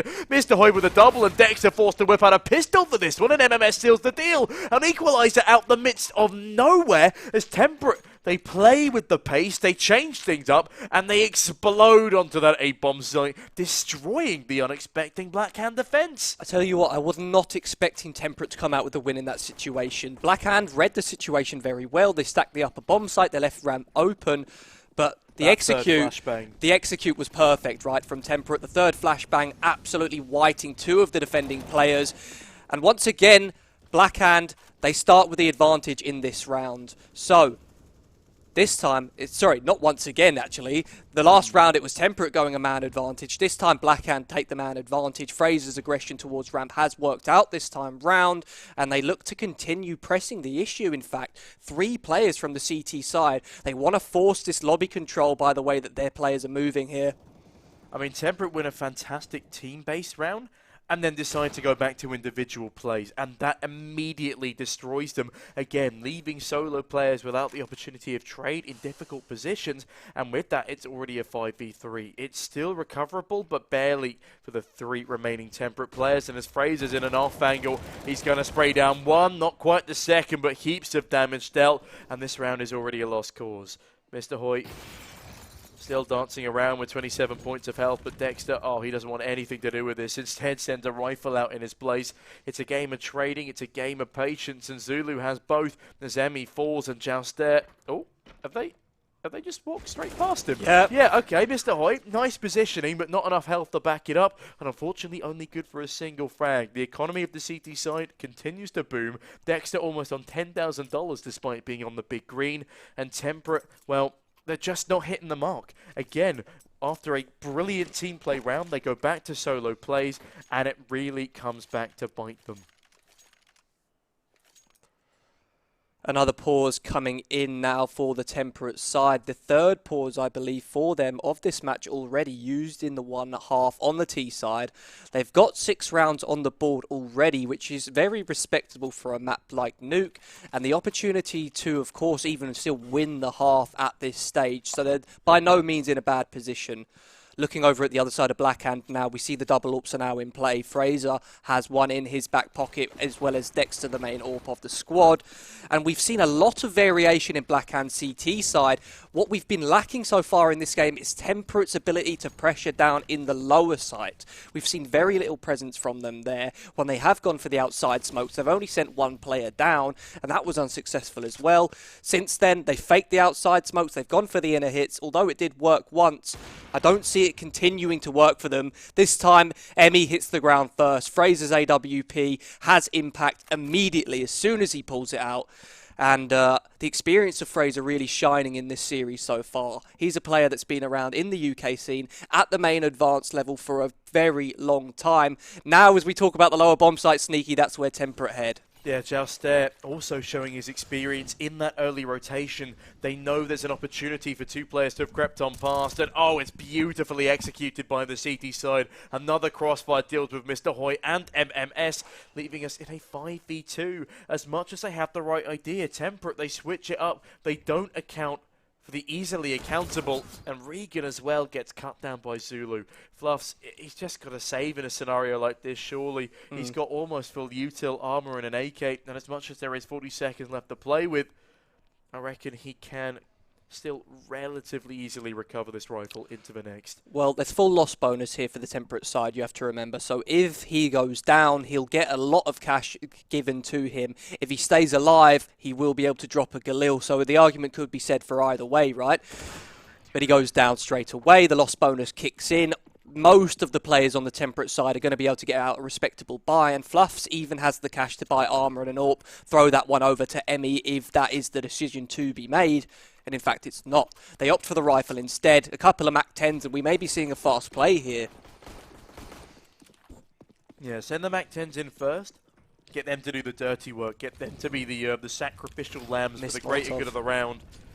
And that's exactly what's going to happen. MAC-10's bursting out. In fact, no, that's the AKs they've sent out first, and Timo deals with all of them. Joust their bags another. Fraser one more. And this is the last round of the half. It's Emmy in a 1v5 with just a MAC-10. And Temperate, this is not what we want to be seeing from you. A replicated scoreline from the previous map, and Emmy does catch Dexter to start off this 1v5. But the Endeavour just seems like a bridge too far, and it certainly is, as Zulu seals the deal. Another 9-6 finisher. And Temperate, well, they will be flipping over to the preferred CT side now on their own map pick. But Blackhand, with the start that they've already had, can they continue what ended up being quite a hot streak? Interesting situation. I would say 9-6 on a CT side, 9 rounds is the bare minimum you'd expect. 6 rounds on the T side is one more than the bare minimum that you would expect, I would say. So I would say Temperate are in a pretty good position right now if they're able to get this pistol round. That is all important for them here. Yeah, that's a fair observation. We've seen just how impactful the pistol rounds have been thus far throughout the entire tournament, throughout the past couple of months in Counter-Strike. There's been a lot of decrying in terms of the economic changes that are required to make these pistol rounds less impactful, to make them fairer. It is such a gimmicky play. In fact, people are calling for their removal altogether, because as much as it is fun to watch a pistol round and the pandemonium that often ensues, the economic bonuses that come, especially out for that T side, if they win or lose, even with a bomb plant, can sometimes just be too much for a CT to bear the brunt of. MMS, though, oh, he can bear the brunt of Zulu quite nicely as he spins on into the hut. Down goes Zulu, decapitation central. There's Emmy. Oh, he misses a couple of opportunities there, as MMS does thankfully edge a two-man advantage. And it's another similar retake scenario for the CTs as there was previously, but Fraser catches an early kill onto Emmy this time, as MMS is doing all the work for the retake. Amazing stuff so far in the round from MMS, and he's a player that needs to show up for the side of Temperate. He is one of the heavy hitters. We saw a bit of a quiet game from him on Vertigo, but he's come to play in this pistol round. Fluffs pulls out the suppressor in reaction, but it's okay. They've got the manpower, they've got the positioning, and they'll get themselves the all-important pistol round that we were alluding to. The bomb plant did, of course, go down, though. So, Blackhand, there's an argument to be made here that they could invest into the round. The only thing that influences that, however, is the fact that they only got 1 kill. That means that the money is not so much in their favour. They only get the 1 rifle out when you could normally see a few Galils in playing around like this. So they're going to have to hit some crispy shots with the Deagle of Fraser. We know what he's capable of. Joust there and Zulu on the MAC-10, so definitely speed to be a factor in a round like this. But not from the get-go. They're going to see if they can read into the positioning of Temperate first of all, and perhaps they'll go for a little bit of a ramp pop from the way they're poised, and Emmy turns away just at the wrong time. The fake has been laid towards that upper site, and the B bomb site, the only player here to defend is MMS from the decon position. Already a great entry by Fraser, and MMS has been toyed with. The smoke actually blocked the door from opening in the right direction. Wow. And that forces him back into the room as Fraser's found himself a FAMAS for his troubles. And, oh my god, would you look at this? Nope, he's in the vent. I'm being trolled by the X-ray again. It's okay. Regan, though, decides not to force the affair towards single door. Instead, a 3-man group up towards the double, as there is an impeccable crossfire on the actual bomb site itself. Regan does back Timo, but I think they're out of time. This is a Blackhound round through and through. There's no way they can lose this now. No. And Temperate, they're going to be kicking themselves. Absolutely. That is such a slow attempt at a retake. Perhaps the Temperate boys weren't aware of the fact there wasn't a kit in play. MMS gets a couple of kills before going down to the bomb, but not the most influential thing in the world in a situation where both teams are going to have a bit of a sketchy buy here now. You see Fluffs, he's purchased up himself a cheeky MP9. There's still Galils in play. A FAMAS has been picked up by Timo as well. And Joust there, once again, on that MAC-10. Success so far for Blackhand on the T side here of Nuke. As soon as we see a bit of a weird buy come out, they're able to win it. Temperate get the pistol round, they lose the following, and that is not what you want to see. I mean, you know I love the Battle of the Four Spies, so secretly I do kind of want to see it, as it will be an interesting buy, to say the least, for both of our teams. But Blackhand definitely coming out on top in this engagement. 2 Galils, very unfortunate FAMAS pick up there for Timo, as I'm sure you're also familiar with. Not a big fan of that gun. I love a Galil, but FAMAS, I hope it's destroyed in a trash compactor in a galaxy far, far away. But as we continue down in round number 19, no, round number 18, I promise you I can do maths. You've been struggling with the maths today. No, I've just been struggling with everything. The tip is, like, use your fingers. It tends to help. I mean, even just waking up on time was a struggle. Tell me about it. Well, I didn't wake up on time. Wake up on time. Shout out to birthday boy B-Dog Brandon, as always. As well, he did cover that first map with me. Regan, my God, he sees. Does he actually see the back lane? Yeah, he spotted them for sure. He's able to get the kill as well. Zulu trades though, so the favour so far in the hands of the T side until MMS shines from under heaven. Able to get the quick kill. Emmy good for a 1-for-1 as well, but the trades are going back and forth. Timo, the FAMAS, reigns supreme. Able to get those 2 trades. MMS though, AK in hand. He snuck out ahead of that utility. Able to get the first kill, but the adjustment is not quite there. The 9 HP of Timo is all the difference between these 2 sides there. MMS, 3k in the round, does a lot of damage to the economy at the bare minimum, but Temperate, they have to concede here and go for a half buy at this stage. Oh, it's the bloody FAMAS. I know, it's always gets it the done. Bloody FAMAS. We've seen Mr. going nuts with it this tournament already, and it always seems to be 3Ks on Nuke of all godforsaken maps, but Fraser, already down the vent early, allows for Timo and Zulu to bag a frag apiece. This is astronomical stuff from the T side, and the bomb's already going down. Emmy's in the wrong place. And oh, it's just disaster after disaster for Temperate. Although Mr. Hoy, that is a nice frag. You didn't catch that, but I saw it on the X-ray. Hoy and Joustair were like touching tips in the smoke. Excuse me, Icon. This is a family show. But Timo, Timo, tip or what? Well, tip of the rifle surely is. Excuse me, the USPs, that's 3 frags to them in this engagement. Well, Fluffs is left in a 1v2. There's no hope in the round for him, but he could at least go for another exit. And again, I apologise to all the families listening at home. You know, this is a HLTV broadcast. You know, now. I've done an oopsie when the production team has their heads in their hands. Oh, they love it. They love it. If we could turn the camera around, oh, you'd very much enjoy the debacle that we've seen on this side of the room today. We've had monster cans flying, we've had children crying, and we've had production just giggling away.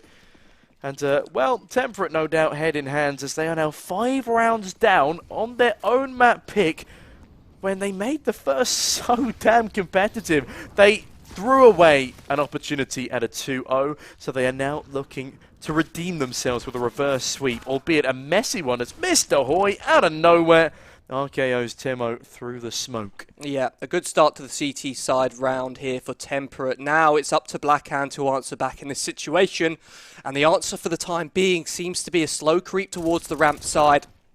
Off angle from MMS is good for a bit of chip damage, and the nade as well is a great bit of follow-up. The flash even halts the push for the time being, but Fraser still gets that entry kill. It looked like everything had gone perfectly for MMS in the situation, but still, Counter-Strike always comes down to a gunfight that you have to win, and he didn't. Now, bomb going down, Sneaky, 4 versus 4 retake. Why don't you break this one down for us? I mean, we saw how long that Temperate took to start the retake last time, and that was ultimately their demise, and that was against a much weaker buy than this.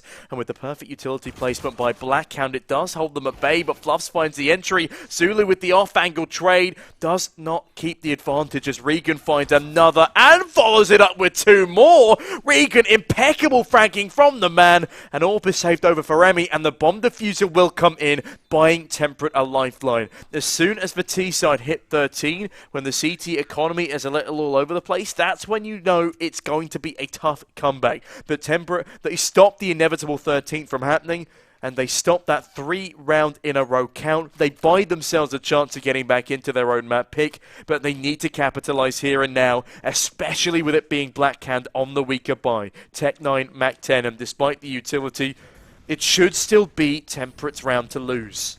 Absolutely. Early outside smokes being thrown by the Blackhand side, but they immediately pivot into the lobby position, perhaps going for the inside burst play, and in fact, Timo, the first man out, Mac-10 in hand, does plenty of damage, but the trades go back and forth. We find ourselves in a 2 versus 2, and a smoke towards main is going to allow for a safe plant for the time being.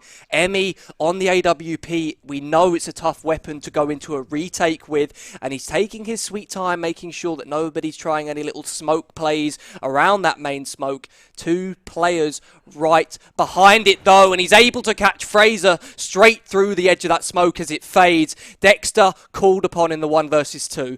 Bomb planted for him, and MMS and Emmy are going to clear him. Emmy swapping out to the AK, gets it done, and a great retake from Temperate. The site defense was just enough to get things over the line for them. Now it's Blackhand whose economy has finally been shot to bits, and they have to consider going down to a half buy here in round number 22. I think they might just try and even out their economy a bit by buying some more upgraded pistols because they know they can do good damage with it. We've seen it especially from those Tech 9s. But what I did want to compliment Emmy on there is his switch over to the AK. Really well done, and he knew that he had a crossfire with the other CT retaker coming in from Squeaky. So overall, a really well played retake, a great 2v2 victory. And with that Temperate, again, they buy themselves that all-important lifeline. And Blackhand, you can already see them starting to second-guess their decisions as they're not able to thread further rounds in a row. I know it's just the pistols, but honestly, I feel like Nuke is one of the worst defenders. A lot of the time, you do get stuff done if you just go for that slightly faster play built in with trades with your pistols. But, yeah, they have at least grouped up for this one. It looked originally like they were going for a split play, but Regan instead splits them to pieces, and Emmy chimes on in 2. Chowster gets a freebie onto Fluffs as he swings with half a weapon pulled out into the gunfight. But eventually, a quick shutdown from Temperate means they get double digits, and they're not out of this horse race just yet. Something that's interesting me, Sneaky, is that although we've seen quite a lot of outside smokes from both sides, what we haven't seen is variations of those outside smokes, which are really common in the meta that's being played on Nuke these days. We see, of course, the standard secret cross smokes are fairly normal, but a lot of teams these days are going for some slightly deeper ones. They cover the gap between garage and main and allows a player to sneak through into garage, maybe make a little lurk play, or you could get a whole team across. But look at that. They've already made it all the way down into secret. MMS aware of that. He's got the communication. The door's been blown off. As a result, 2 players already rotated down to this B site as the T hit comes in. Emmy counted 3 on the cross. He could just about see the toes behind the smoke at MMS. Oh, he's going to capitalise in droves. In fact, it's Emmy to find the first and final 2 kills, in fact, before Regan chimes on in. And Blackhand immediately have the windows shuttered on them, and with that, only 1 round now separates our 2 teams. It's almost identical in scenario to Vertigo. 4 in a row now. If they can put that 6 together, put themselves onto 13-12, then, well, both teams will start having flashbacks, as Blackhand realised very well that they could have closed this in 2, and still very much can, but it's pistols again for them, as Temperate, well, they need to be careful here. MMS deals nicely with the early aggression, but only finds 1 in the end, with the smoke deployed to help them out further. Bluffs needs to find a frag here, and he will. Can he double up? Yes, he can, and that should be crisis averted for the time being, but Timo does still catch Regan with a Tech 9. Oh no, we're in a 2v2. Fraser finds Mr. Hoy. It's an AWP and an A1S on the retake, but Fluffs does find the first. Fraser in a 1v2, but this is still a very winnable post-plant situation. Gets tagged through the smoke and goes for the left angle swing. Knows he's being encroached upon from both angles, and Bluffs, the saviour of this round, ensures that it is the equaliser for Temperate. We're now at 12-12. I don't know whether we're going the distance. I don't know whether it's going to be 2-0, but either way, it's looking like we could have a second 30-rounder on our hands. Yep, absolutely. Interesting that Fraser opts for the Deagle in that engagement. He had an M4 in his back pocket. I assume it must have been low on bullets, as he must have been aware of that. Was that MMS's that fell off the silo? It must have been, yeah, because he had it pulled down before it even made it all the way down into decon. So, here we find ourselves after 24 rounds of play, tied up 12-12, and back to the drawing board for the Blackhand T side. A slower approach to this one. They lay some very minimal utility down that cross smoke that you would normally throw if you were going to cross to red. So perhaps there's the information for Temperate that there's a potential of a lurking outside player, but there's none. It's entirely inside right now as I lose my voice because I've been talking so much today. It's a slow one, is what I'm trying to, the message I'm trying to get across. That's all right, don't you worry. By no means has this day been a slow one. It's been a lot of fast-paced Counter-Strike action. And with a minute left on the timer here, well, I talk about fast-paced Counter-Strike action as soon as I do. Of course it is a slow-paced round.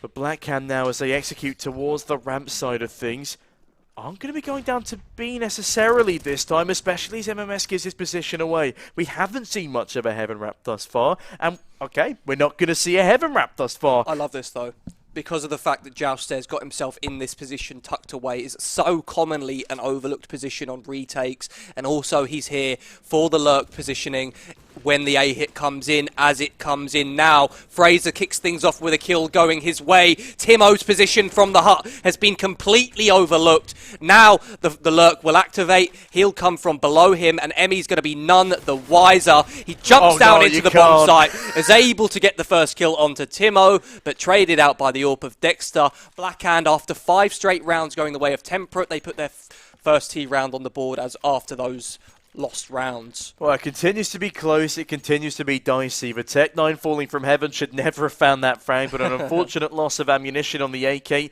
will result in another kill in favour of the retaker, but not much else comes in favour, as you said, an incredibly overlooked position from Jouster is immediately activated. You read it like a book, but unfortunately the CT side did not. Free kill, and Timo's position also able to strike with a lot of confidence, meaning that Blackhand, they've regained the lead for now.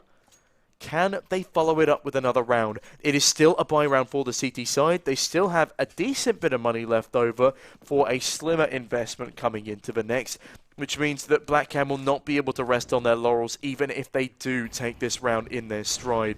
It will be down to another dicey investment because it will be effectively 15 if this round is won by Blackhand, or a 15-round denial, sorry, is a better way of putting it for Temperate.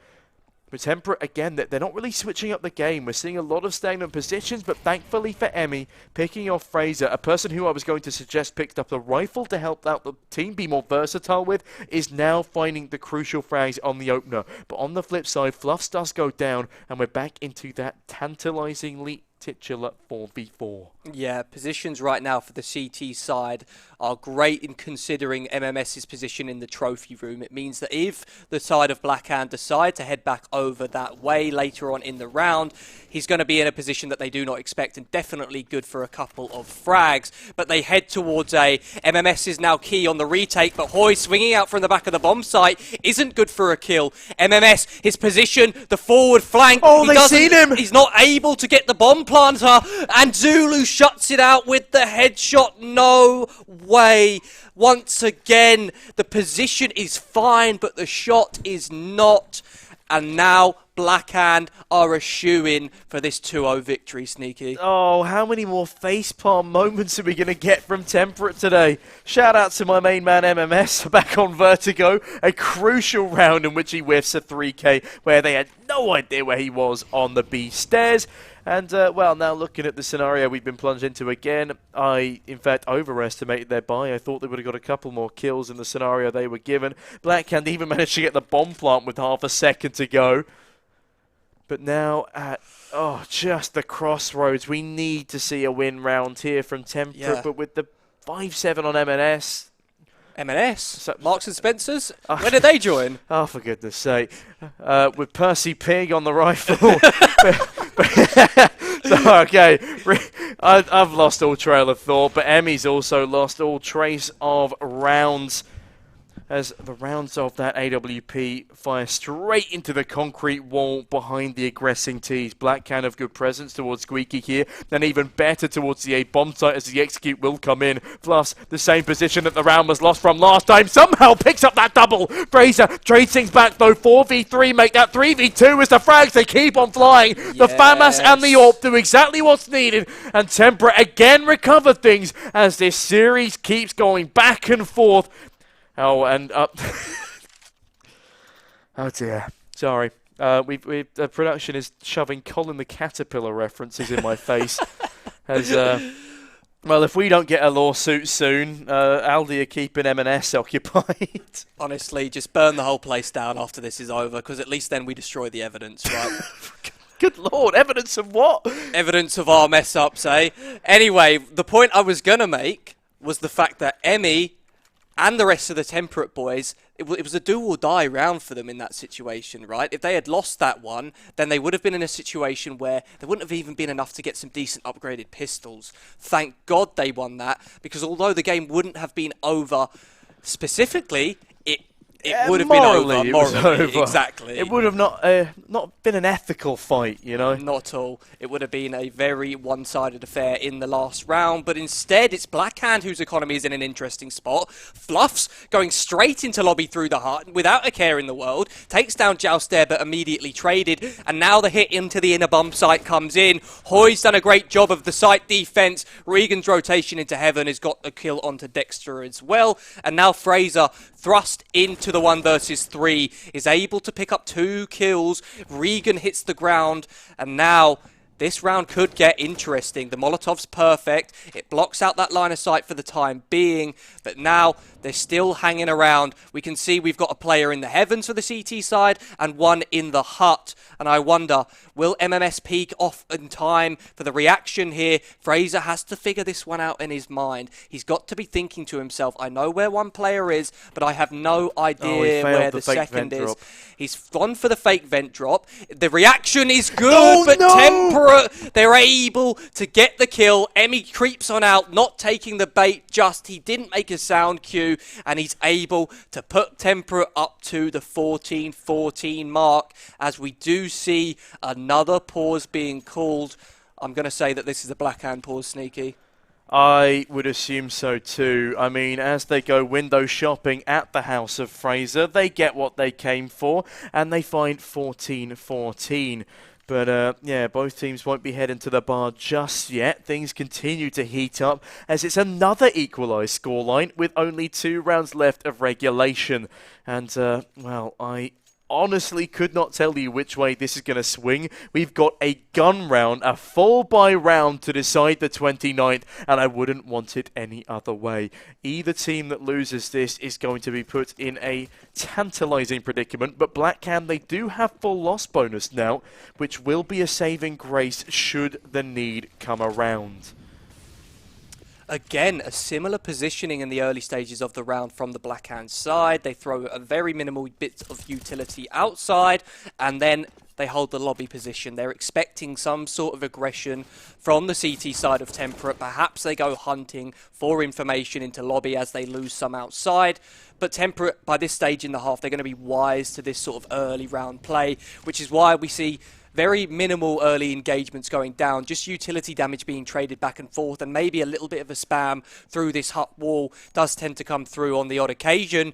And it's back toward the ramp play. The timing perhaps bad for MMS, but it's okay. Emmy's here in support. The trades do go back in favour of Blackhand, though. They've got control of ramp. They're headed down to this lower bomb site, and you can see we've already got a player here from the Temperate side in position to react off the back of it. Timo's got plenty of information as to the retaking players coming from the ramp side. He's hearing these shots, he's hearing these steps, but to his knowledge, there's only one player on this side, and that's all the information that he can communicate for the time being.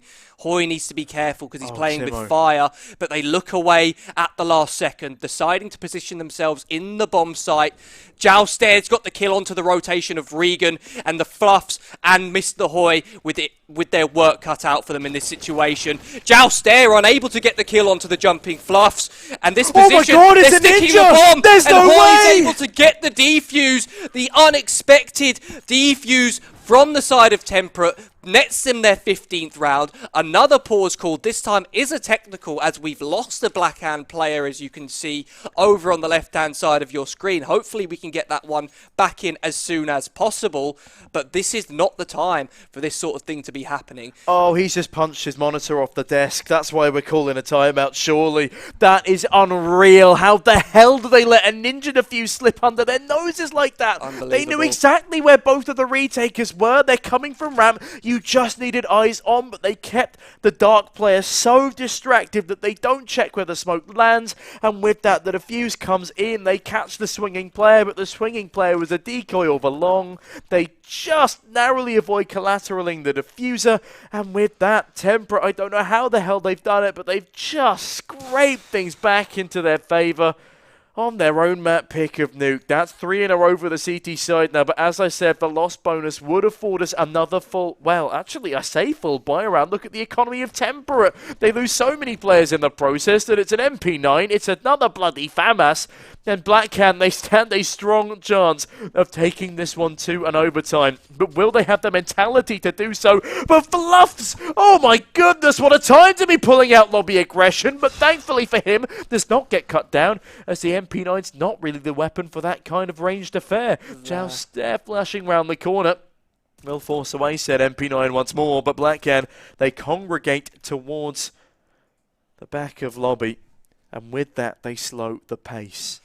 So this round did play out slightly differently for the first 30 seconds than we've seen previously. They did throw the outside smokes to initiate some sort of fake on that secret cross. Now, with a few seconds past, they look to head back outside once again. This time, these are the deeper smokes I was talking about earlier. They've gone for the straight creep, but Temperate, they want to fight. This kill's not going their way. Fraser with 2, Zulu with 1. The flash was just too late as those CTs go flying through the smoke. Regan's in a good position though, however, because Blackhand, they're second-guessing themselves right now. They're thinking we could head into the A bomb site. Regan cuts down Fraser on his rotation, so at least evens the odds very slightly. But they've got full info now. Yeah, absolutely. They heard MMS open the door in the lower site. MMS flies up the vent, a little bit too over-keen from him, perhaps. And Regan, an ace clutch required from the man if Temperate want to take it here and now. But more than likely, Sneaky will be seeing overtime here. Yeah, and Regan, no. under the pressure, absolutely melts as he's tickled by his own Molotov. They've been given the sound cue. They've been given an exact sonar radius of where he could be standing. Throws a grenade in, but instead gets led in the head in return. It is 15-15. We will be going to an overtime, and the second map still in heated contention. Can Blackhand recover from their woes and steal back Temperate's map pick despite the more dominant start? I'm just going to take a second to breathe. That's okay. Because I feel like this has been intense, and today has been a long day, to say the least. So just a deep breath in and a deep breath out. Our yoga instructor and Daffyd is directing us to inhale, to Hold on. calmly. No, there's no time for calm. Timo straight back into the action. Regan finds another bit of lead in the back of his head as Emmy has to trade, but instead it's Zulu catching him on the wrong angle at the wrong time. And in the 5v3 for Blackhand, Joust there makes it even worse, but Mr. Hoy, he keeps on biting. Bluffs again, back down to the 2v2. As there is still hope for the CT side. They're going through the vents, so they're not fully committing to B. And as soon as I say that, the bomb does go down on the lower site, but it's Zulu to hold the vents. Instead of the vents, though, it will be Fluffs and Mr. Hoyt keeping together, going down secret, and bagging themselves as strong of a chance as possible of retaking their stride. They just need to clear Zulu here, and then they can pick up the pace. Yeah, this is a game of timings here. Zulu's picked an angle that he thinks they're headed in, and he's picked the exact correct one. Mr. Hoy, not expecting the positioning from Zulu, will be the man to hit the ground, but Fluffs was not spotted there on the cross. I believe he's made noise, and now dropping the smoke, doesn't consider Fraser's position, and Blackhand, they take the first round of overtime. Yeah, you can't really go for another ninja. It only works once, especially when there's a guy sitting there waiting for that exact play. They've learnt from their mistakes on the side of Blackhand. And in all fairness to them, their post-plants have been considerably better on Nuke. It's just Temperate have also been a lot more competitive in a lot of the retake scenarios. Now, Regan spamming early doors. Quite literally, a squeaky is shot on through, but it is to no real avail. And Nade does do a bit of chip damage to Timo, but Emmy unable to catch. Fraser misses the shot as well, and the callback ensures that Fraser catches a headshot, but MMS and Mr. Hoy, they're not going to go down without a fight, but one of them does go down. That's Dexter on the AWP, continuing to cause havoc. Been a little bit quiet for the time being. but does finally find some more impact to his name as Mr. Hoy creeps in from the vent angle. They double up again, but the Molotovs are ferocious. They keep them delayed. In fact, it's 2 Molotovs to stop them, and already tick damage heard. But plus, oh my goodness, it's a formidable kill. It's the bomb carrier, but Dexter and Timo, they find a crossfire, find the round, and that's 17-15 to Blackhand on their T side of Nuke, and they are looking to still take this 2-0, send themselves to the consolidation final. And my goodness, Blackhand were meant to be up there in the upper bracket, in the final, with relative ease up against all these random mixes. But they are struggling down here. But this might be their time to finally push back. I like the heads-up decision making there from Fluffs. He noticed that the smoke on the double doors was thrown a little bit too short. Off the back of it, reacts and gets the kill on the planter. But unfortunately, there wasn't, you know, that sort of cohesion between him and his teammate. The reaction wasn't quite there.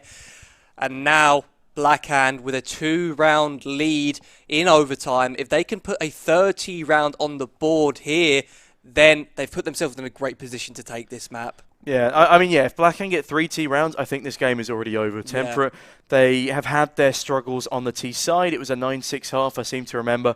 And as much as they do get the opening 5 rounds in a row, this isn't the opening 5 rounds anymore. There's no gimmicky pistols. I believe this is a 12.5k overtime. Correct me if I'm wrong. Looking at the cash, 2 rounds of play. No, surely not. 10k overtime? Can I get any confirmation from the desk? No idea. But regardless of it, it's still going to be a very competitive 3rd round of this overtime. Everyone can afford the buy. Apologies for the misinformation. But either way, Blackhand, with that 2-round lead, they still look incredibly strong to take it. And as I said, it's a guaranteed win. I've cursed it now if they could put 3 on the board. But Regan cuts Timo down early, looking to deny what seemed to be inevitable. And Temperate, yeah, they've still got a chance here. A necessary start for Temperate there, getting the opening frag that they needed. And it's up to them now to maintain this man advantage. We've seen them in an advantageous position plenty of times in this game, and they've let it slip away due to maybe a poor rotation, an overlooked angle, or a missed shot. Whatever it may come down to, this is the time to show up and make sure that everything about your game plan is solid here.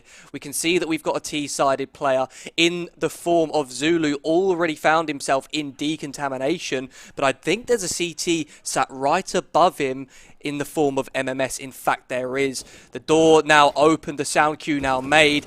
MMS is going to convey that information over to his teammates, but the Fluff has been caught on his rotation. Regan good for another kill of the round, a second for him, but Fraser answers right back. Hoy dropping into the flames, takes down Zulu, but traded right back. The 2 versus 2 is still anyone's game, and MMS in position. He's making sound cues. Emmy reacts perfectly off of that. The bait and switch is absolutely amazing, and Fraser, the in-game leader, the most experienced player on the squad, is called upon, and he gets the double spray down. Blackhand on 18, 1 away from taking the series and booking their place in that grand finals. 33-25, leading the charge for this Blackhand side, and by God, what a way to finish the first half of overtime. Blackhand, they are fighting strong, and Temperate, oh my God, the BM in that LAN hall right now must be unbearable. The heat will already be causing problems, the exhaustion yet another, to have the final best of 3 slot of the day, a brutal carnage-filled gunfight. Oh, it's everything going against them now. As I said, I don't think Temperate can do it. I don't think they can claw back 3 T rounds. But again, it's Regan to open up, just as he did in the previous round. But the previous round was still a loss. Entries, they do mean a lot in this game, but unless you can convert them, then they are worthless. Insane that Fraser is able to win that 1v2 situation, gets the spray down, and I was hyping him up to be the man of this squad. He's the top fragger, he's the in-game leader, and he is doing absolute work here in this second map here. and he's doing everything in his power to make sure that Blackhand make it to the grand finals, because I do truly think that they deserve to make it there. A flash into the door, Regan with his second kill of the round. He's shown up in the later stages of this game, and it seems like every time we start to doubt Temperate a little bit, Regan shows up in a big way. There's the entries, there's the execute onto the A bomb site. All the kills go the way of the T side of Temperate, and not a single frag for the Blackhand CT side. Temperate, they swap over sides, they wake up a little bit, and they remember that this game is not said and done yet. We may still be headed to a map 3. Yeah, I can always stand corrected. We've seen it many a time before. If you fans of UKCS are familiar with my recent tirades into the breach, well, they've proved me wrong on more than one occasion. Now Zulu, well, he's looking to finally end my cursed streak. But unfortunately, no damage dealt thus far, instead taking 18 in return. It's a big grenade, but it falls just a bit too far of Mr. Hoy. He walks ahead of it, and that's good positioning from him. Zulu, he definitely expects it around the edge of the smoke, but he's not going to get aggressive enough to really find a frag here. Instead, readjust his position to the close vent angle. And with that timer, still plenty of time left on it. Temperate can afford to take their time here. Yeah. A change of pace once again here. They go slow in the early stages of this round. Temperate now laying down the outside smokes, but not playing off the back of them. I believe, looking at the radar, they've gone for the deep ones, but there's a missed smoke. Fraser in a perfect position to convey the information over to the rest of his team that there's nobody crossing. Now the upper bomb site has been buffed completely. Timo in a great position. An entry for Fluffs is crucial, but all the kills go back in favour of Blackhand CT side. Emmy, the last man up to the plate. AWP in hand in a 1 versus 4 with the back against the wall. What can you really expect from the man here? He's burning down crucial seconds. Able to get the first kill onto a heavy hitter of Fraser, but with 3 players staring down the barrel in his direction and 15 seconds now to work with, surely this is not a winnable situation for Emmy. Swapped out to the AK, and I like the decision making, but the time's too far ticked down. He can't get it done, and Blackhand, they drag this one kicking and screaming across the line. They have booked their spot, so well deserved in those grand finals. They will go up against Emmy's kids. Consolidation finals. Consolidation finals. That's the game we got tomorrow morning. Oh, the 9 AM slot. That's going to be a fun one to wake up for. If I can't drag you out of bed for a 10, I think a 9 will be even harder. Oh, no. But ladies and gentlemen, I mean, what a way to finish. That could have been a 2-0 series for either team, but just clinching it in the end was, of course, the side of Blackhand. And Temperate, they will be having their heads in their hands for a long time after that one. I feel like the bar will be doing good business here, drowning the sorrow of such an unfortunate outcome. But, well, speaking of the bar, Blackhand have certainly raised it coming into what will be a tough consolidation finals. I'm very much looking forward to seeing what more Counter-Strike action will be delivered to us tomorrow. But in the meantime, let's just very quickly reflect on the 2 maps we've seen so far. Would you like to run us through that first map? Not really, would you? Oh, yeah, go on then. I'm joking. Yes, of course. So first map was, of course, the map pick of the Blackhand side. They started with a quite large disadvantage on their T side, right? Going 8-1, I think. Yeah, something like that. And they end up coming all the way back once the sides flip over. They take that one in a very close fashion. 16-13, am I correct in saying? 16-14. It went the distance. 16-14 went the whole distance there.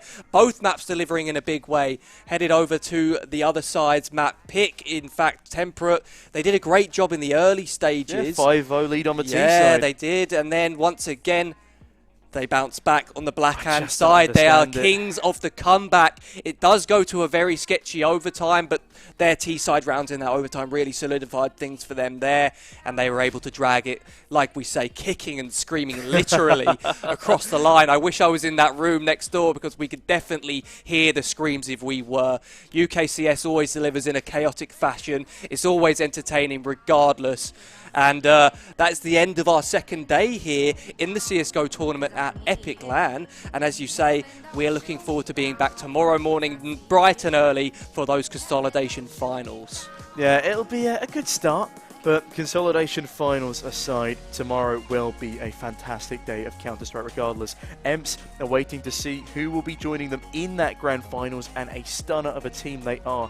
Can they redefeat BlackCan? Well, we'll have to find out after this break of about 12 hours. We'll see you then.